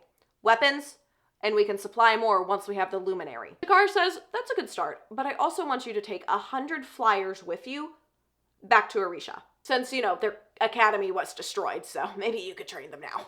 Violet hates this plan because that would include taking this one back with them, and nobody likes her here. But the biggest problem is, there is no way to fly the Griffins in to Orisha, or even that territory. There's mountains all around them, and Griffins aren't able to fly in high altitudes. They're not used to it. So the only way to get them in would be going on this very precarious cliff and doing a bunch of switchbacks. It would be a little wider than parapet, but not much. And then Brennan accepts this deal, and Violet wants to kill her brother. For real this time. Okay, so they're at these cliffs now. All the Dragon Rider cadets are hiking up with the Flyer cadets so they can build a bond and not want to kill each other since they've been enemies for their whole lives, basically. And of course, Kat's group is paired up with Violet's squad. Isn't that just great? The leadership basically sees this as the Flyers' parapet because they know the Dragon Rider cadets will not respect them for not having gone over the parapet. Kat's best friend, Marion, Salone, and Violet are all having a nice, friendly conversation with another first year from their squad called Visa. I don't know. Luckily, Kat's best friend understands she is completely insane, so she can take a joke or two about Kat, and will probably roast her even more than anybody else. Salone adds, Liam didn't like her, and that means Salone does not like Kat. Violet then just makes a lighthearted comment saying, at least I'm not the only one you hate. And this is when Salone finally says, I don't hate you. It's hard to hate you when Liam didn't. I'm in the October letters now, which is when he started being her bodyguard. Okay, we gotta move on. And then a boulder tries to crush them, but luckily everybody's fine. We move on. Nobody died. At least in our group. That's important, so. As they're walking up, Marion informs them on how they pick their Griffins, or how the Griffins pick them. Basically, they all go running off a cliff, try to jump onto a Griffin, and if they land on one, that is their Griffin now. Salone and Violet are like, oh, what happens to the rest? The cliff is over water, so if they miss a Griffin, they just go into the infantry or something. They don't die like crazy people for the Dragon Riders. This is a much more sane way to go. Then there's this pulse of energy that Violet feels, and then Taryn explains that the first dragon egg has hatched in Orisha, and so now the valley they've been in is an official hatching ground. They are still hiking up the cliff way later in the day. Taryn lets her know they're only 3 or 4 switchbacks away from the top. Still gonna be in about an hour or so, but they're getting pretty close. So let's talk about Luella. She's the smallest in the drift. Everybody loves her. She's a cutie pie. I think she's even smaller than Violet. So they get to this point in the cliff where Dane is. He should not be here anymore. He should have been up and over this mountain by now. But he is stopped there to let everybody know there is a booby trap that they're not able to trigger. And so they can't let people walk by it without risking somebody dying. So they're having to have everybody jump across this so they don't trigger it and kill themselves with an arrow. Riddick and Sawyer joke that they could just throw Luella and Violet over if need be, and I don't even know if they're fully joking on that. They're being dead serious, honestly. But they go, no, that's not happening. So Riddick jumps over first, and then eventually they get Dane's sword and stab it into the rock wall as somebody is jumping over. So Violet and Luella will be able to grab that in the middle and swing safely to the other side. Violet goes first. She does just fine. She struggles a little, but she's a-okay. Luella goes second, and as she's trying to make it over, she lands just before the rope on the side of the trigger for the booby trap, and she gets shot and arrows go flying. So she pushes herself into Violet, which causes both of them to go sliding towards the edge. Riddick tries to help out, and he ends up getting shot with an arrow, so he can't really help them out anymore. Violet is trying to regain her balance. Visa is also wrapped up in all of this, and so she's also sliding. She looks back to Riddick asking for help, and then sees Luella and Visa start going over, so she just reaches out trying to grab anybody she can, doesn't even know who she's grabbing, and they both grab onto her left arm, and our girl with weak muscles, weak bones, dislocates her shoulder pretty fast, so now she can't pull them back up if she wanted to. She is screaming for Brennan for Riddick, because he looks like he's bleeding out right now. Visa is able to find another handhold on the cliff and scramble back up. Violet is screaming at Luella to hold on and pull herself up, but Luella doesn't and then slowly falls off and into the oblivion and dies. And then Luella's Griffin lets out this awful screech because Griffins die when their riders die. So now we have a dead Griffin on the trail too. The good thing is the trap has been triggered, so no one else is going to get shot by an arrow besides Riddick, apparently. Dane comes over to check on her. She's like, you gotta put my shoulder back in socket right now, man. He's like, you serious right now? She's like, yeah, I'm dead serious. You gotta do it right now. Taryn during this time is saying, something feels wrong. Violet's like, yeah, someone just died, Taryn, okay? And this is when Kat decides to come over saying, you dropped her on purpose. When Violet was doing everything she could. Marion, her best friend, hurries over to calm this crazy girl down, luckily. Kat is having none of this and is still fed up. Marion eventually goes to the only thing she knows will stop her from killing Violet right now and says, you kill her, you kill Ryerson. And you know that. So stop. Dane also threatens to throw her off the cliff if she takes one step towards Violet, so character growth. And then Salone pipes up saying she would do it just for fun. And then once the Griffin dies, a wyvern just comes out of nowhere and eats it. Yeah, wyvern are here too now, why not? We got a dead Griffin, we got a dead girl, and now we've got wyvern. I mean, what else would you expect? Riddick tries to tell his squad to just leave him there and get up the cliff fast, and they all go, no, we all make it till graduation, we're carrying you up, let's go. Brennan is down there and has healed him a little bit, but he's still pretty rough. He's trying to let Violet let him heal her, but that's not happening right now. She's wanting to get on Taryn and take down these wyvern. This is when Brennan asks, would Ryerson let you do this? And she goes, yes, that's why I love him. So she hops on Taryn and they're gonna go take down however many venin. Did I mention it's really foggy so they can't see how many there actually are? Yeah, we're also dealing with that. This is when Violet comes up with the plan that wyvern are created by something so they will have an energy in them. So she feels their energy and then pushes all her power towards that and takes them all down in one lightning strike. It's pretty impressive, honestly. They now fly up to the top. She finds her squad safe and Brennan tells her to get down so he can heal her shoulder now. Or mend her shoulder, I should say. She's talking to Taryn and goes, are you going to tell me how brilliant that idea was? He just scoffs saying, I chose you last year for that brilliance, and now you'd like to be congratulated like it's something new? How odd. You're impossible to impress. I'm a dragon, a black morning star, the descendant of... Yeah. Taryn also explains a little after this that he was worried about the power surge that came through because anybody that was in a 4-hour radius could most likely feel it and know exactly where they are now. So, their secret location is not so secret. Violet and her whole gang are talking later, and she's talking about how Kat came to her door the other morning at the crack of dawn and was annoyed to see her there. What makes it really bad is that her door is also Xaden's door, and she showed up in this basically see-through rope. Yeah, Kat's playing dirty. Ree's on board to just throw her off a cliff at this point. And then Bodhi comes up a little later saying that Professor Trissa is wanting all of her second years to come to a new class they're trying out. And since they're the best of the best, they want to try it out with them first. The next day, they go up to the valley for this new class. As they're going up, of course Kat's group is also up there. Of course. And this is when Andarna says, I've never tasted Griffin before. Andarna is ready to eat them. And Taryn goes, we do not eat our allies. Riddick then takes a look at Andarna and says, oh, she's turned into a mini Taryn. This is when Andarna, with her teenage rage, almost murders Riddick until Violet gets in between them. And he looks at her and says, I meant to say big. Big! And then Violet tells her, no more hanging out with Sigale. And then as Violet is looking at Andarna, she can't help but notice the shimmer in her scales and wonders when they'll fade to what Taryn has now. And then Sawyer walks up and asks her to teach him sign language because he has a big old crush on Justinia, and it is so cute.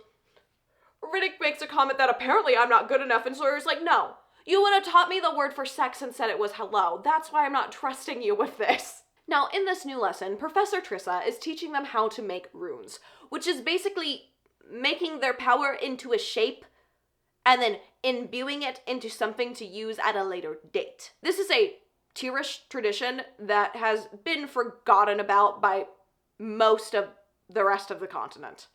No one in their group has really had any practice with runes besides Violet because of the book Xaden left her. The Flyers have a little more experience, but they don't really have experience imbuing the runes or really putting power into them. They're using this practice to make a simple rune at the start, and this is when Sawyer makes his board blow up by making a rune wrong, so that's cool. A few days later now, Violet and Xaden are finally catching up. Xaden is out and about doing a bunch of different rebellion stuff, not around the school house thing. And she finally gets to ask about the runes on her daggers and what they do, and if that was the reason she was able to unlock the interrogation room door. He explains that it's a simple unlocking spell, and he added an element of need to it so it wouldn't just unlock any door she came across. And she asks about the rune on the stone next to his bed. He explains that all the rebellion parents made a stone like this for their children, and it's a rune of protection. And it's what protected them that day when all their parents were executed. Because they were supposed to be, but Xaden made that deal to save them. The power is completely used up on that rune, but Xaden keeps it for its sentiment. Alright, it's been about 2 weeks now of the riders and the flyers trying to integrate peacefully, and it has not worked.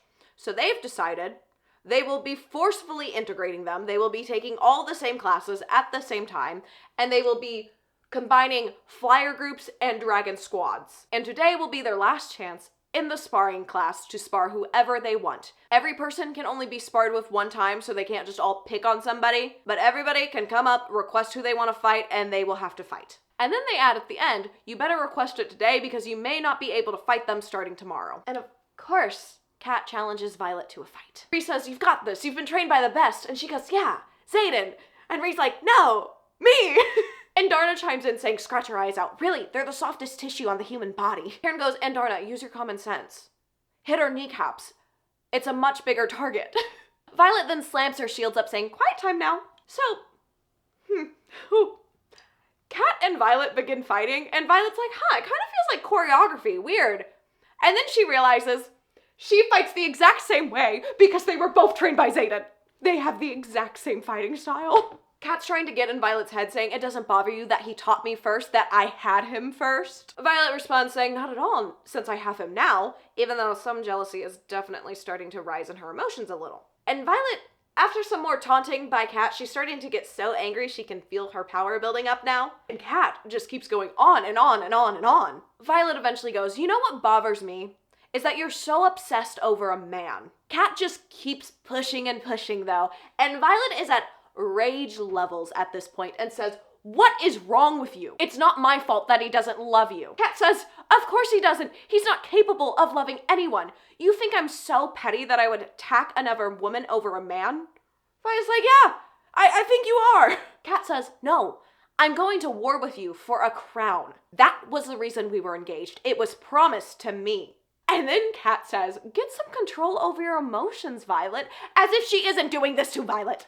Violet then slams her head into Kat's nose, definitely breaking it, and then takes her to the ground and starts choking her, like full on ready to kill her. Xaden then comes in mentally and says, Violence, I don't care if you kill her, but I know you will. Violet finally figures out that she's using her mental work on her and screams, get out of my head! And then mentally to Xaden says, I don't want to kill her, help me. Xaden then comes over to drag Violet kicking and screaming off of Kat before she dies. Devera chimes in saying you shouldn't be interfering with a challenge, and Imogen is the one to go, she's the one using her powers when we're not supposed to. Violet is still seething and scratching, kicking, screaming at Xaden as he just pulls her out of the room. Once they finally have enough distance from Kat, she eventually calms down. Now her and Xaden actually get to talk, and this is basically a conversation where Xaden is just calming down all of her jealousies, all of her insecurities, and helping her through this and asking what he can do to help with this. And then we get to the my house, my chair, my woman scene, which if you don't know what it is and you don't like spicy scenes, you don't need to know about it. He just does a lot of stuff while she sits on a chair. Yep. And after this, they go back to talking about Kat. We also learn a little fact that Violet did date somebody before Xaden. Apparently they were in infantry. And I will say, the fan theory for this is that it was one of the king's other sons because the princes normally go into the infantry. And then it's casually confirmed to us that Xaden is just king of this whole area. He says, well, not officially, but yeah, I am king. So the thing they just did all that stuff on is his literal throne. He is doing everything he can to make her feel more secure in their relationship with Kat around, and explains that one of the daggers and one of the runes it has on it is to block out her mind work, so make sure she's wearing that one all the time from now on. And I mean, the next morning they get their official squad assignments, and of course Kat's and Violet's squad are paired together because apparently they want full-out war or something, I don't know. And then our Iron Squad is forced to give all of her squad Iron Squad badges. They didn't earn them. No, I'm mad about this too. They should be mad. This is ridiculous. But they give them with grace. Kat's like, what do I do with this? Riddick's like, it's a patch, you sew it on, idiot. Kat continues to be her normal self, and Violet finally decides it's time to say some stuff back. So she says, oh, thanks for that fun trick you taught Xaden. Ooh. Then our actual Iron Squad, not our fake flyer Iron Squad, all goes over to the library, and shamelessly watches Sawyer try to flirt with Jasenia, and what can we say? It's pretty cute. He doesn't know a lot, though, so it does last for, like, maybe 2 minutes. So, they are going to start working on translating the other journal, because clearly something was wrong with the last one they translated. But this journal just happens to be written in a language that Dane is really good at. So he gets to help our Iron Squad, and now he's part of the main storyline again, I guess. The next day, as Violet and Dane are working on this, he looks at it and goes, that's not the word for rain. And Violet doesn't agree and kind of just goes, whatever. They start talking some more, and he says, Violet, can we please talk about what happened? She tries to go to a different topic, but he's insistent and says, I'm sorry. I'm sorry for the roles I played in their death. I'm sorry. She then asks, do you steal my memories every time you touch me? He goes, no, I did it on accident the first time, and I knew my dad didn't like Ryerson. Look, I f***ed up, and I'm so sorry that there's nothing I can do to bring Liam back. She says, no, you can't. Right now, I don't know how to look at you and not think about what you did to Liam. I don't want to hate you. And then she notices her hands are warm, resting on this cold stone, and asks, are you imbuing the stone? Once he confirms yes, she asks him how long it would take him to imbue something as big as the ward stone, and he says weeks, maybe months. So for the next little while, they are working on imbuing the ward stone, so when they figure it out, it is imbued and ready to go. A week or so later, she is back training with Felix, and her aiming has gotten better. Felix goes in to try to explain energy fields and all this stuff, but all you really need to know is that Violet is an energy field, so she doesn't need to focus on pulling lightning from other energy fields, okay? He then takes the conduit that she is using and starts slowly pulling it away, and she sees little tendrils of power just going into it still. He ends the lesson and says, next week you'll be able to do this from 15 feet away, okay? And then reminds her to remind Xaden that they are both expected in the assembly chamber at 5. Violet didn't know that Xaden was home yet, so she reaches out in the mental pathway and asks, you're home early, is everything all right? He just says no. She runs into a group that was with Xaden as she's getting some chocolate cake for him because it's his favorite thing, as he said in one of the letters he left her during their time separated at Basgiath and Samara. And they say that a town was completely overrun by venin, and they lost a couple of riders. And where these venin attacked is a great point to stage an attack on them, or on our characters, I should say. She finds him on the roof of the building, of course, because that's where bad boys sit, on the roof of buildings. She brings him his chocolate cake, and he says, I'm not used to people taking care of me, thank you. And then confirms he was at this battle. He tells her to imagine Resson, but 10 times the size, going on saying they are outmatched, and we are spread too thin and 50 years too late. They also left this battle because Xaden almost died and Mira was in charge and wouldn't risk losing Violet, so she pulled everyone out of there. He goes, well, I guess I finally know how you feel. Now, she's working on the journal a week later, and she reads a passage with a word she has previously translated that makes no sense here. With her translation, it says, the air was cold enough to see my blood in the morning. She realizes this means she got it wrong. It's not blood, it's breath. The blood of life is actually the breath of life. And setting the stone ablaze is an iron flame. Roll credits! You don't roll credits on a book. Epilogue! She thinks about telling Dane about this, but knows that he will want to follow the rules and get the words up instantly, and she doesn't know if they want to do that. Now listen, she's gonna explain herself. She gets to Rhea and goes, I know how to raise the wards, but I'm not entirely sure if we should. The next day, they're at Rhea's family house, who moved into the town with their whole squad, including the Flyers. And she is going to tell them all about getting the wards up eventually, and that she knows how. She hasn't even told Xaden about this yet. But Tannen and Andarna do tell her she's doing the right thing. So she gets up, she explains to everyone that she knows how to raise the wards, but it will mean the Flyers won't have their ability to wield anymore. They will lose all of their power. All the Flyers look stunned and almost straight up fearful, and then they get upset feeling like they've been tricked into coming here when they're just going to raise the wards and not let them have their powers. Our group of writers does their best to calm them down, explaining this is why we're telling you now, so you can decide if you want to stay or not. She explains, I won't lie to Xaden, and he will want them up as soon as possible, but I will try to delay if I can. She also explains that if they stay, they won't leave them powerless, and then pulls out the alloy tip arrows? Yeah, they're tipped with alloy instead of regular flint or steel or something. And so when you shoot them, they explode. So they would have some pretty cool explosive arrows at least. Now a whole week goes by and apparently she hasn't seen Xaden, and now they're on a training mission type of thing. They're going to be trying to collect the most runes with it. Let me just let Rhea explain. Listen up, Second Squad. Our mission is simple. You know the summoning runes Trissa has been working on with us? There are 30 of them, hidden within 20 miles along the western range. This isn't just a test for us, but for our dragons to sense them. So their goal as a group is to find the most runes so they can win a weekend pass out of here and go wherever they want. Xaden gets back right as they're about to start, so she goes running over to him, of course, and says, "We need to talk later, okay?" Garrick chimes in saying, "Make sure to ask him about the venin he took down." Xaden just glares at him. He's like, "Hey guys, look, I'm just trying to make sure you have healthy communication in this relationship, okay?" He asks her for the news that she has, and she says later, and he goes, "You know how to raise the wards, don't you?" She just says, "Is my face really that easy to read?" "Yes, to me it is." She goes on, filling him in a little, saying we missed the dragons the first time. And of course, Violet's group for this mission is Violet, Kat, Salone, and Visa. Yeah, she didn't die off the cliffs. For a second I thought she did. She didn't. She made it back up. Andarna is hanging close to Violet, and Taryn is up in the sky protecting them, keeping watch. Kat is trying to argue with Violet like normal. Sloane chimes in and says a little something, and Kat says, "Just because your brother didn't like me doesn't mean you know me." Violet turns to Kat now and says, "If you want to pick a fight, you come to me." And Kat just says to her, "That's just because you feel guilty about her brother's death." Violet goes, "No, that's because I promised him I would take care of her." Sloane comes up to her then and says, "He shouldn't have asked you to do that. You already have the pressure of protecting Xaden." And Violet can't help but almost cry like the rest of us, okay? And then they finally get to this cave that they sense the summoning room in. They get there and realize they don't have any light to see in this cave. So Kat pulls out a torch that she just has in her bag, but she doesn't have anything to light the torch with. So Violet gets out the conduit, has Salone bring it a little bit of way, and then has Kat put the torch in there so it lights by the power. And even Kat has to admit this is pretty badass. Then she asks her, "Will you be getting 2 signets?" And she says, "I don't know," and looks at Andarna. And then Andarna says, "Why are you looking at me? Signets manifest because of the wielder." Then Salone says, "Second signets only happen when a dragon bonds a rider in the direct familial line as its previous. But there's an equal chance of it causing madness, from what Throit told me. That's why Karf was punished for bonding Quinn. She's only the great niece of her previous rider. Her signet's more powerful, but not entirely different." Violet is standing there looking completely shocked because she has just put the puzzle pieces together. Because if that's true, that means Xaden has a second signet.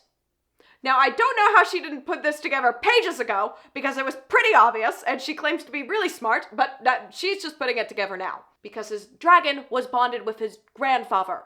Anyways, they find the rune and start working on getting it out of the chest it's in. This is when Andarna starts shifting and says, "The scent of others grows stronger." Violet just thinks this probably means another section is getting closer, we should hurry up and get out of here, but not a big deal. Violet then hears a growl, looks back, only has enough time to grab Kat out of the way before a dragon's tail just goes woof, and Avisa is thrown into the wall. Her head bangs against it with a horrible sound, and she falls to the ground limp. Avisa is dead. And then she yells to her dragons, "Solus found us!" Yeah, the one-eyed dragon that tried to murder her in the first few pages of this book, Varish's dragon, it's here now.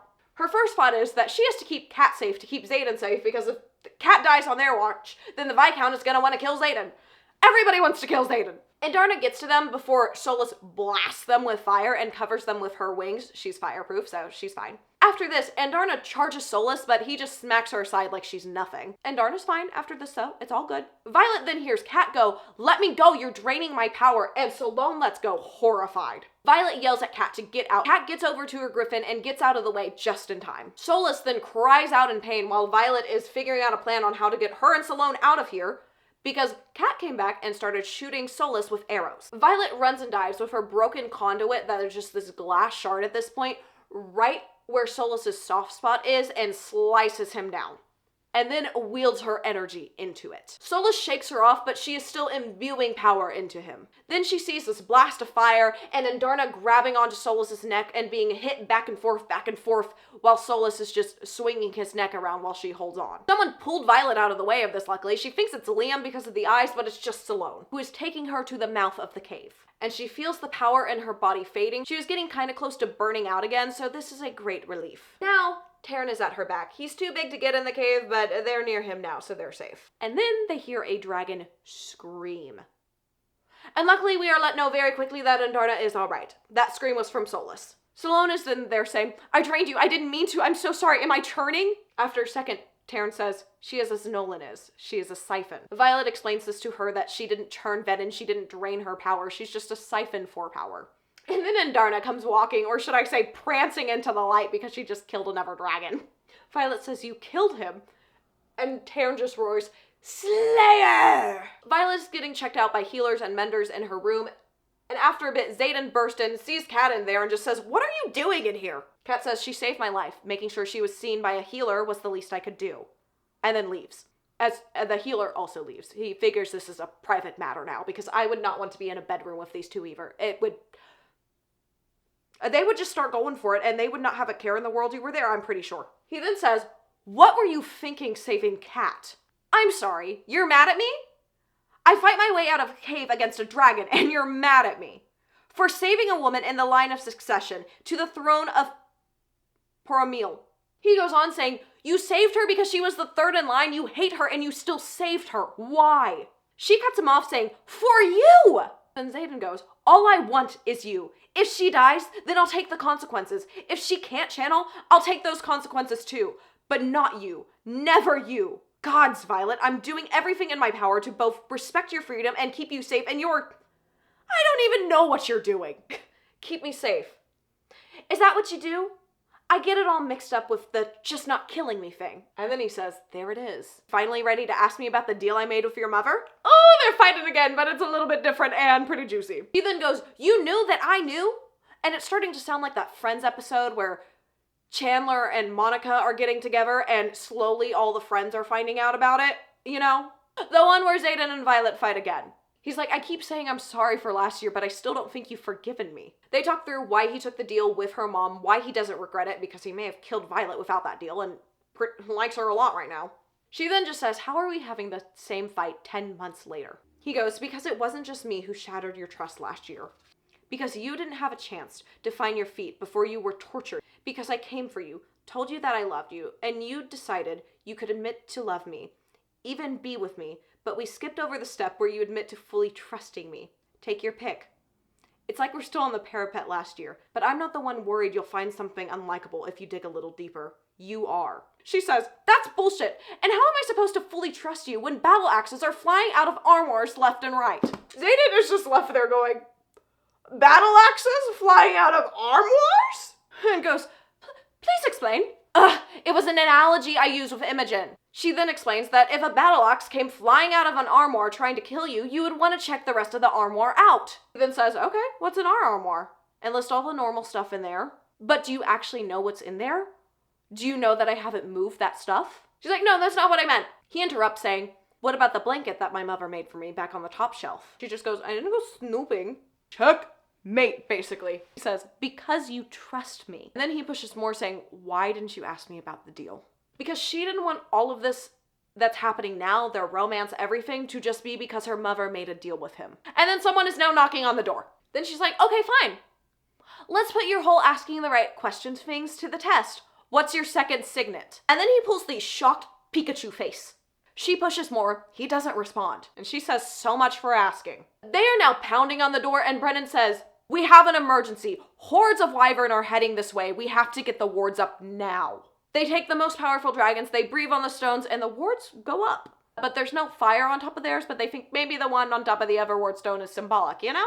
Also, Andarna is currently on trial for killing a dragon, but it's fine. Now it's just her and Xaden on their dragons, and everybody else is 15 minutes away. He says there's no one out here to hear us now. She goes, is that why you didn't tell me earlier? We were in your soundproof room already. He explains there is always someone better than you at stuff. He then asks her, how long do you think it takes for somebody to fall out of love? She's like, what?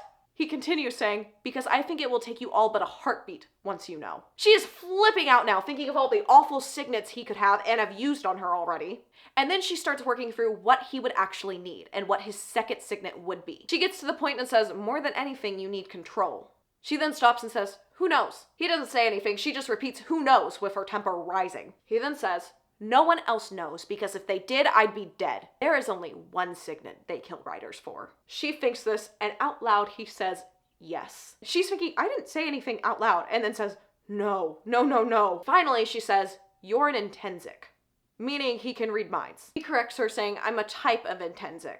I can read intentions, which doesn't explain when he can respond to exactly what she's saying in her head, but sure, he can just read intentions and not full thoughts, whatever.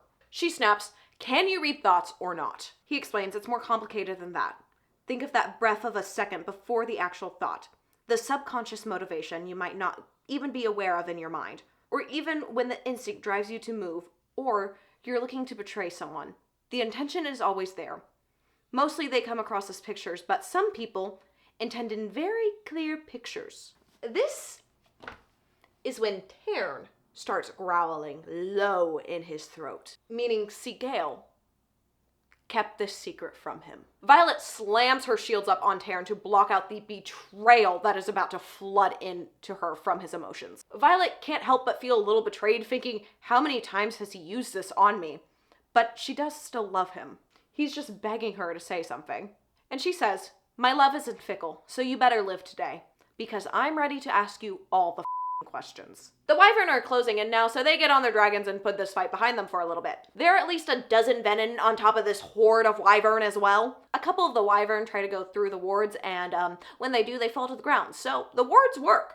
Afterwards, they're called to meet with the full assembly. But the assembly doesn't look as happy as they should for just getting the wards up and keeping the venin at bay. Melgern has asked to meet with them and would like to talk with whoever's in charge of this revolution, and that there be no more than 2 marked ones there. Also, Violet and Mira are asked to come.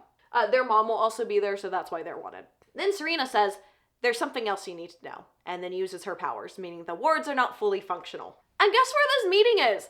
Afbean. Of course! So they all get out in this open area. Their dragons are standing right behind them. It's this fierce force between 2 sides. Melgern is going on and on about his whole speech thing, and Xaden eventually asks, are we here for any reason besides the evil villain lecture? He eventually says, the venin are going to attack them at Samara and they will lose on Solstice. And if the rebellion fights with them, they will give them independence. And then one of the assembly says, I think we'll set this one out. And then Melgern asks, you speak for the rebellion? And then Lilith looks shocked, like she's just seen a ghost, because Brennan comes walking up. He says, we rule by committee, and we do not defend kingdoms that sacrifice their neighbors. And then looking at his mom says, let alone their own children. Lilith just says, Brennan. He looks at her and says, perhaps when all 3 of your children stand against you, maybe it's time for some self-reflection. This meeting is over. We deny your offer for peace and happily accept war. But it sounds like you won't even be around after 2 weeks, so I think we'll be okay.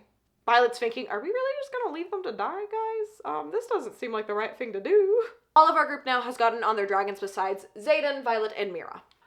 These 2 talk to their mom for a bit about Brennan being alive. Lilith goes on telling them that their wards will fail eventually, and explains that they use stones with runes on them to make the wyvern.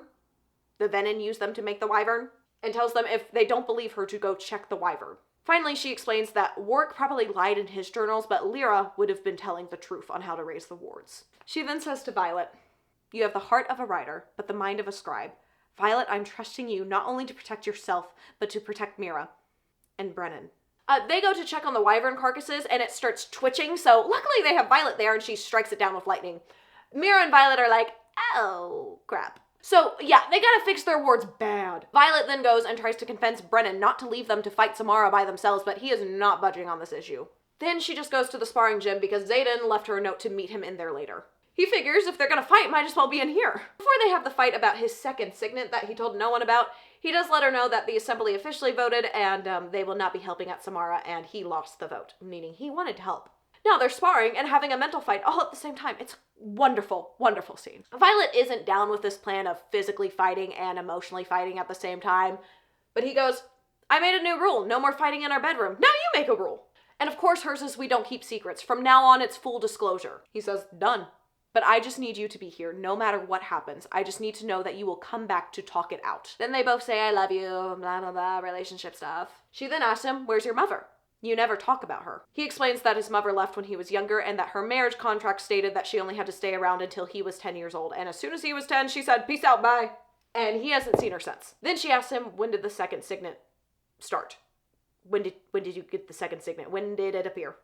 He got this signet about a month after he got his shadow signet, and he went straight to Sigale about it, who told him to keep it a secret, And everybody just figured the strength of his shadow's powers explained not having a second signet. Then he goes, "You want your present?" Because she lost 2 of her specially made daggers, he made her 2 more. Of course, to get them, she has to disarm them off of him. Little later that week, they see that the venin have left everywhere besides Zoya to make sure they are prepared to attack Samara. And then someone in battle brief asks, "Why aren't we engaging in this fight?" Rhys says, "Because we're petty." Quinn says, "Because we're spiteful." Brennan tries to calm everybody down by saying, "Because too many of us would die, and we don't have enough to sacrifice right now." And then more people speak up to argue about this. He's like, okay, let's look at this another way. What would you do if you were Melgorn right now?" Rhys says, "Make sure that the wards are strong." As Brennan is talking more, Violet is putting more and more pieces together and is getting a idea in her head. And Taryn hears this and says, "We act now." She gets up and tells her group, "I have to find Xaden. It's not Samara." Rhea and her whole squad, including the Flyers, all get up to follow her, saying, "We're coming with you." She finds Xaden. He's in the assembly chamber. She goes, "It's not Samara. Why would the venin just sit there waiting for them to build the wards if it's Samara? Samara is just a distraction. They're waiting for the wards to fall." Sawyer says there can't be a battle somewhere else. Melgorn would see it. Violet replies, "Not if we were there, because of the marked ones he can't see when there's more than 3 of them in a group." Xaden is now saying the wardstone's at Basgiath. It's where the veil is, where all the power is. They all take a little while to discuss this and then decide they need to go back and defend Basgiath and the veil. And of course the wardstone as well. Xaden says, "I will go to the assembly with this, and if they won't support us, whoever wants to go will just go." They all get to the flight field, and Andarna is not too happy about having to be carried all the way to Basgiath, but Taryn just says, "Dragons listen to their elders." Andarna counters, "Only the elders of the den. Perhaps I'll be the elder of my own den someday." None of the Griffin riders are coming because they wouldn't have powers inside of the wards, but they're sending their full support and are kind of upset that they can't come and help.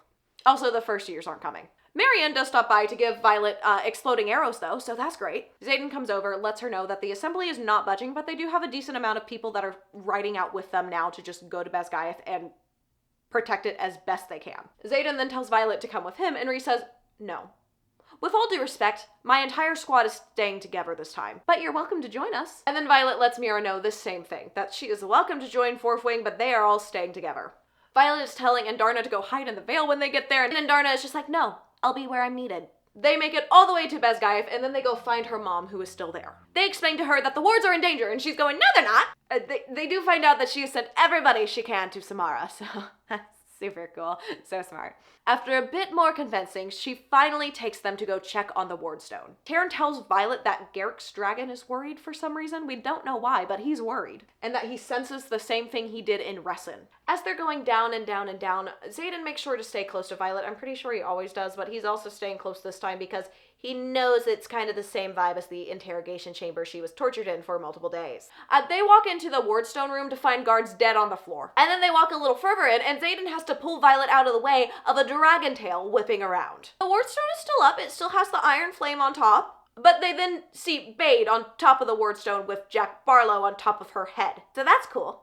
And his dragon's eyes don't look golden like they normally do. They look very opaque. Riddick has to use his ice powers to protect them from the blast of fire Bade sends their way. And then they see Jack Barlow on top of his dragon stab it with a sword, killing his dragon, making it bleed on the wardstone and die. Jack Barlow just killed his own dragon. A dragon without its rider is a tragedy, but a rider without his dragon is dead. What is he doing?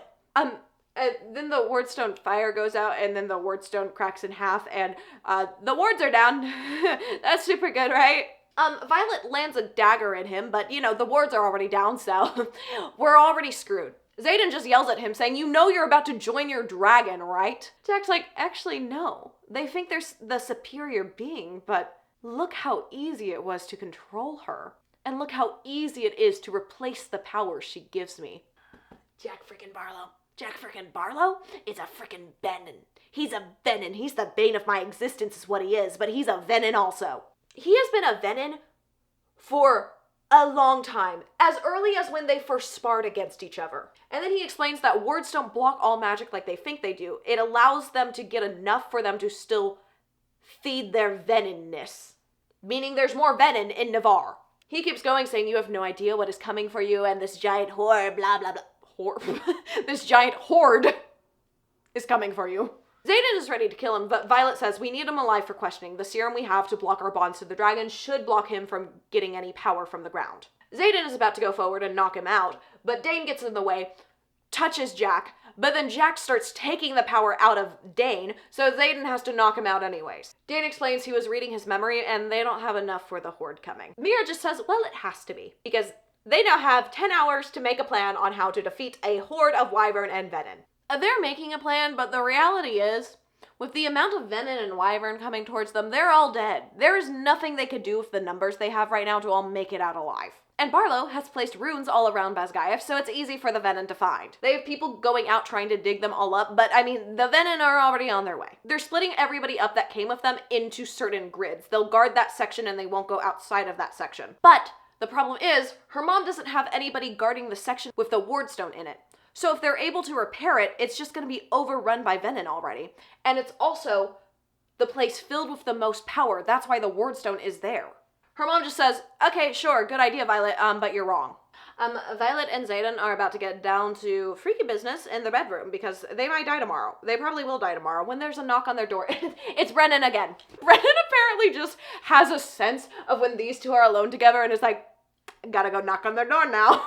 But yes, Brennan did come, and he brought a bunch of the first years with him and the flyers as well, since there's no more wards over Navarre. They make a plan that Brennan will try to mend the wardstone, and Violet's wing will be the one guarding the area around the wardstone. Alright, now, the wyvern and venin are almost here. They're with their dragons getting ready to go. They're in front of them right now still. Rhea's asking if this is how it felt going into Ressin. Violet's like, oh, do you feel like you're about to throw up? Then yeah. Then asks, does it get easier going into battle? Xaden says no. So they have that to look forward to at least, I guess. Then our little Iron Squad gets together and all say, no one dies today. I love them. Oh, also, Jasinia's here, and she's trying to figure out what they missed in the journals, so if Brennan is able to mend this wardstone, they can actually get the wards back up, because if the wards came back up, all the wyvern go down, and the venin don't have as much power to use. One last time, Violet asks Andarna to stay hidden, and Andarna is like, no, I'm gonna be where you need me, okay? Stop telling me to hide. She gets to Xaden. She says, I love you. She then gets on Taryn, and it starts to rain, which is her mother's way of imbuing her favorite weapon, because she can control storms and she's lightning.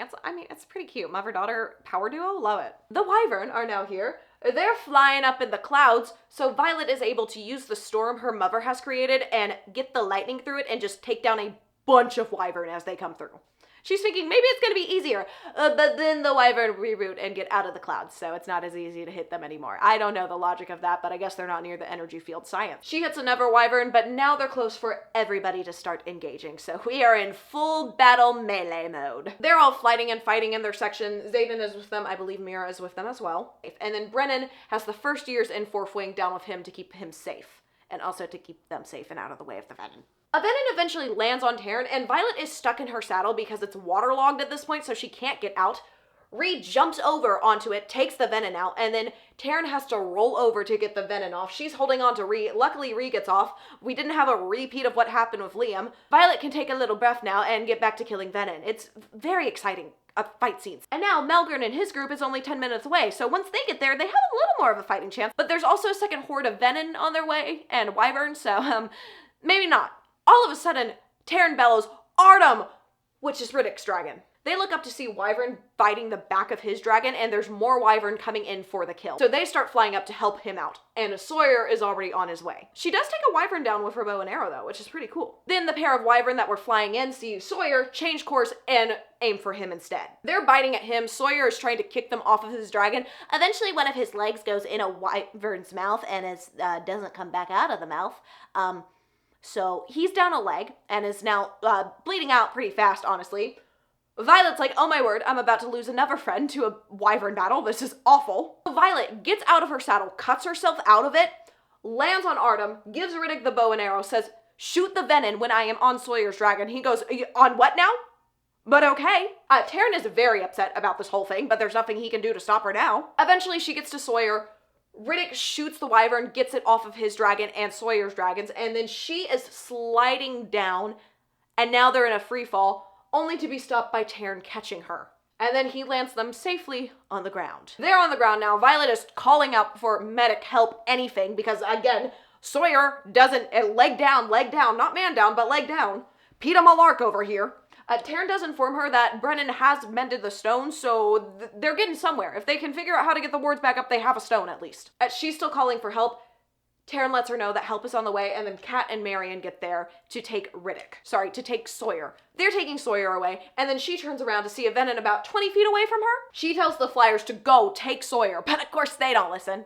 Or at least Kat doesn't. The venin says, I don't care about you, but I do have orders to keep her alive. And I will be his favorite for bringing him back. So this is clearly the Sage Master Venin thing wants Violet. Another venin then comes up saying enough, throws out her hands, and sends Kat flying backwards. Violet's like, talking is done. She takes out one of the venin, but the other venin lifts her off her feet and freezes her in the air. Taryn is saying, stay calm, and Xaden is saying, I'm on my way. These two are racing towards her, trying to get there to save her. But before either of them can get there, this shape comes out of the cliffside. Slowly, she sees that it has wings and claws. The venin turns around, but not fast enough, before Andarna is just breathing fire on it. This is her first time breathing fire, but she killed the venin. She's such a cutie. Also, she blended in with the mountain very well. Violet's like, what is happening right now? And Andarna just says, I told you I could hide. And Taryn is now here to celebrate her win as well. Xaden is telling her we're being ordered to guard the veil. And she says, no, we have to guard the wardstone. It is our only chance here. Xaden's like, exactly what I was thinking. We need to go argue this point. They go to meet the commanders, and as they're going, a second year stops her, saying, there's a scribe trying to chase you down. She looks back, and there is Justinia. And she says, I think it's 7 different breeds of dragons, not 6. Violet's going, it's impossible. There's only 6 kinds of dragons. What is this book talking about? It then clicks that Andarna's scales have never been fully black, and that Andarna just blended in with a cliffside. She can't talk with her right now, but she's thinking it over more and more. She has to shut this down, though, to go talk with command. They're talking about abandoning this whole place right now. When Violet brings up, I know how to get the wards back. Taryn lets her know that the second wave of venin and wyvern are coming, and she can't help but panic a little bit. They're arguing with her a bit, and she finally says, I know how to get them back up. At least let me try before you sentence us all to death. Melgorn is about to say no when Lilith goes, no, this is my school. I say we wait and try. And Melgorn goes, it's not your army. And Xaden goes, actually, it's half of my army. So yeah, we're going to wait and try. Then he walks out saying the venin are waiting for him and he's going to go buy them some more time. Before he leaves, she mentally says to him, I can only raise the wards here or in Arisha. Where do you want me to do it? And he says, raise the wards wherever you are right now. That is here. Then she turns around to face Coda, the only dragon that isn't intimidated by Taryn because he is the only dragon bigger than Taryn that we know of, and says, I need your help. I have already used Taryn's power to power the wardstone in Arisha. I need your power now. And Xaden's like, you don't need him, you have Andarna. And she's like, nah. She's just holding Coda's stare and says, will you come? And Coda dips his head in a curt nod. Violet just explains to Xaden, I need to confirm a secret that isn't mine. Please don't push me on this right now. He then says, I love you. And it sounds like a goodbye. And Violet's thinking, oh my word, no. I will see you after this. She of course says I love you back and also tells Taryn to stay with him and make sure he doesn't die. She then tells her mother to stop the storm so the Griffin riders can help take out the wyvern and venin, and then goes to imbue the stone because a lot of people still don't believe that she can actually raise the wards. She gets there, she asks Brennan, does it hold power? And he says, try it. It does. Brennan also tells her that it took them weeks to imbue the one in Arisha, so he doesn't know how they're going to do this one fast. And Violet quickly decides, well, I could just give it all of my power and burn out. She then tells Andarna, get down here. Once Andarna is down there, they have this conversation. Your scales aren't really black. No, but he is, and I so badly want to be like him. She confirms Taryn, and Andarna says, he doesn't know, only the elders do. They revere him. He is strong and loyal and fierce. And Violet just goes, you are all of those things. You didn't have to hide, you could have told me. And this is when Andarna says, if you didn't figure it out, you weren't worthy of knowing. I waited 650 years to hatch. Waited until your 18th summer when I heard our elders talk of a weakling daughter of their general, the girl forecasted to become the head of the scribes, and I knew you would have the mind of a scribe and the heart of a writer. You would be mine. You are as unique as I am. We want the same things. Lilith comes down, sees Eric, and says, Cam, it's good to see you. Your father's been looking for you. He's like, I'm already about to do a dragon, there's nothing you can do about it. She's like, I do not care. I literally couldn't care less. And then she also confirms if the wardstone can hold energy. Violet is actively imbuing it, and Taryn is telling her she is pushing it. And then Taryn shows her Xaden fighting the sage, and looks like he's losing? So that's not great. Taryn is then hit by a bunch of green fire from a wyvern, and she doesn't see what he sees anymore, and she is just filled with terror from him. Her power is now burning her, and Andarna goes, you are burning out. Taryn yells, Silver One! She's saying, please, both of you, you have to live if I die. Brennan and her mom are now coming to get her. Her mom is now asking the first years, what are your signets? Taryn is yelling at her to stop. She is telling him to just live, and he goes, I did not choose you as my next, I chose you as my last. And then Salome shouts, break through her mental haze she's in right now, saying, I won't do it. Her mom then kicks Violet in the shoulder, stopping her power from flowing, so that Brennan can start mending her because she has already damaged herself a lot. Her mom is telling Salome, if you want to save your friends, then you will do it. There is nothing else you can do. Salome still doesn't want to do it, so she goes, you're Amari, right? I killed your mother. I am the reason your brother is dead. And then she has Sloane put a hand on the wardstone. Violet now knows what is about to happen and is trying to fight forward, but Eric comes out and holds her back, saying, I am so sorry, but if I had to choose her life or yours, I would choose yours every time. She shouts for Andarna, and Andarna says, I am sorry, but I choose your life too. You are mine. I cannot let you die. And then she gets this agonizing pain that comes through Xaden's pathway in her mind. It feels like she is dying. It feels like Xaden is dying on the battlefield right now. She has to fight to close that doorway, but can't help but panic about what he's going through right now. And then, as Lilith takes Salone's other hand, says, you can do this. Salome starts using her siphoning powers to siphon all of Lilith's power to the wardstone. And then Lilith, looking at Violet, says, there is nothing I wouldn't do to keep you safe. You are everything we dreamed of, all three of you, and I'll get to see him soon. And just says, live well. Brennan is asking her not to do this, but shortly after this, she falls back and just takes on this waxy texture and is clearly dead. With Mama Sorrengail over there? Brennan is the first one over to his mom, just holding her head in his lap, saying, what did you do? Salome is crying, saying, I'm so sorry. And then Andarna says to Violet, Xaden needs you. But she looks back to the stone now, after all the dragons have breathed fire on it, and sees that the iron flame is officially back on top. And the wards are up.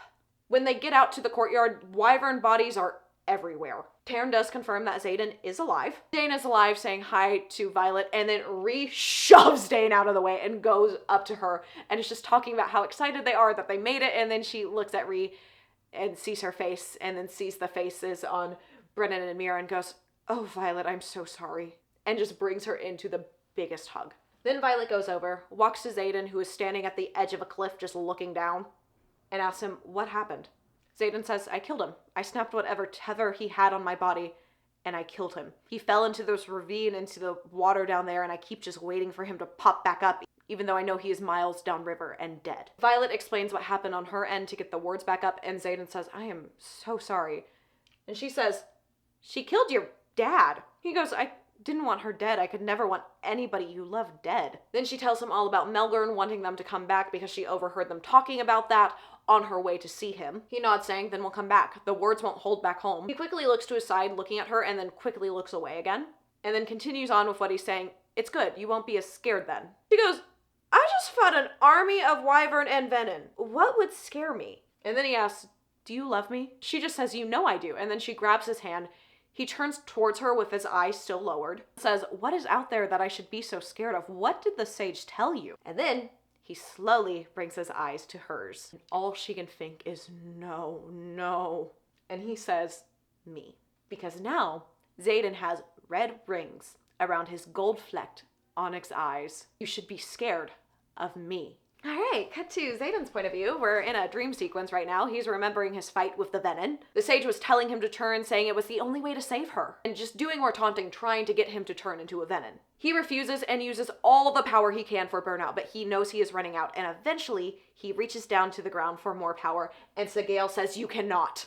I chose you. But then he thinks, Violet also chose me. Then he wakes up. Violet is still asleep by his side. He whispers I love you to her, climbs out of bed, and walks down to the jail where Jack Barlow is currently being kept. He finds him and says, what is the cure? Jack says, cures are for diseases. What we have is power, and that isn't curable. It is enviable. Xaden says, no, there has to be a cure. He continues saying, no, you can never give back what you have taken. You will only hunger for more. Xaden spits, I would rather die than become one of you. And Jack says, and yet you already did. All this time you've been convincing everyone you're the hero, and now you'll be the villain. Especially in her story. Welcome to our f***ed up family. Guess we're brothers now. End of book 2. That's the end of freaking book 2. Let's flash back to the first time I read this and the insanity I went through. Mind you, this was the second book I read when I first got back into reading. I had not gone through a lot of plot twists Do you understand what my little novice reader mind was going through with that? I get my first main male love interest in a long time in a fantasy book, and he turns into a venin? A venin? Are you kidding me? Okay, and listen to this. Listen. I'll go into closing statements in a second. Xaden chooses Xaden over Taryn, and then Xaden chooses Violet over Xaden. It's just a circle. It's a circle. Anyways, I am beyond ready to get the next book in my hands, and if it is not better than Iron Flame, then I will be so disappointed. But I have been sitting with this plot twist for a good year now, and I need answers. I need so many answers. I need to know her second signet. I need to know if they can actually find a cure for him, or if he's just going full venin, and maybe she does too. I need to know which one of our Iron Squad dies before graduation, because knowing Rebecca, one of them will, and I will not be okay with any of them dying, so there will be tears. I also think this guy is going to betray people. Brennan is betraying us, and I'm not going to be happy about it. Anyway, there's so many theories. There's so many fan theories. Onyx Storm has not come out at the time of me filming this video, and will not be out until a few days after this video is posted. I'm gonna go insane for a little bit longer, get my hands on the book soon. Dane doesn't suck as much. Still kind of sucks though, let's be honest here. Can we all just be honest and say Andarna and Ree are our favorite characters? Sawyer and Riddick are pretty great, but these two are iconic. Imogen also gets a runner-up award on that. I mean, shockingly, these two, their relationship is better now that he's venin than it was before he was venin, so maybe being a venin for Xaden is a good thing. Well, that is all of Iron Flame. Right now, I couldn't tell you what's about to happen in Onyx Storm, but I do plan to make a recap on that once that book comes out, so if you want to keep up with all the Fourth Wing drama but don't want to read about it, then just go ahead and subscribe to this channel. I'm going to post most likely the whole series. I'm also still working on the ACOTAR series slowly but surely, but it's going to take a bit there. I'm just not super into it right now, okay? Look, I'm getting to it. I got a lot of books I want to rant about on here. Keep an eye out for Onyx Storm and... Hello? Keep an eye out for the Onyx Storm video, probably coming sometime in February. And I will see y'all in whatever video is next. Just remember, Dane still sucks, and Xaden's a venin, so whatever. Can I be honest, if she got with Eric, I wouldn't be that mad. I know Xaden is endgame, but also, like, Eric's gonna die in the next book if I say he's my favorite, so he's not my favorite. Ignore that, Rebecca. Anyways, thank you guys so much for watching the chaos of this channel, and if you want to help a girl out, please leave a comment, like this video, and subscribe. It helps out more than you know. Trust me. And I will see y'all in the next video. Bye, y'all. Fly or die. Fly or die.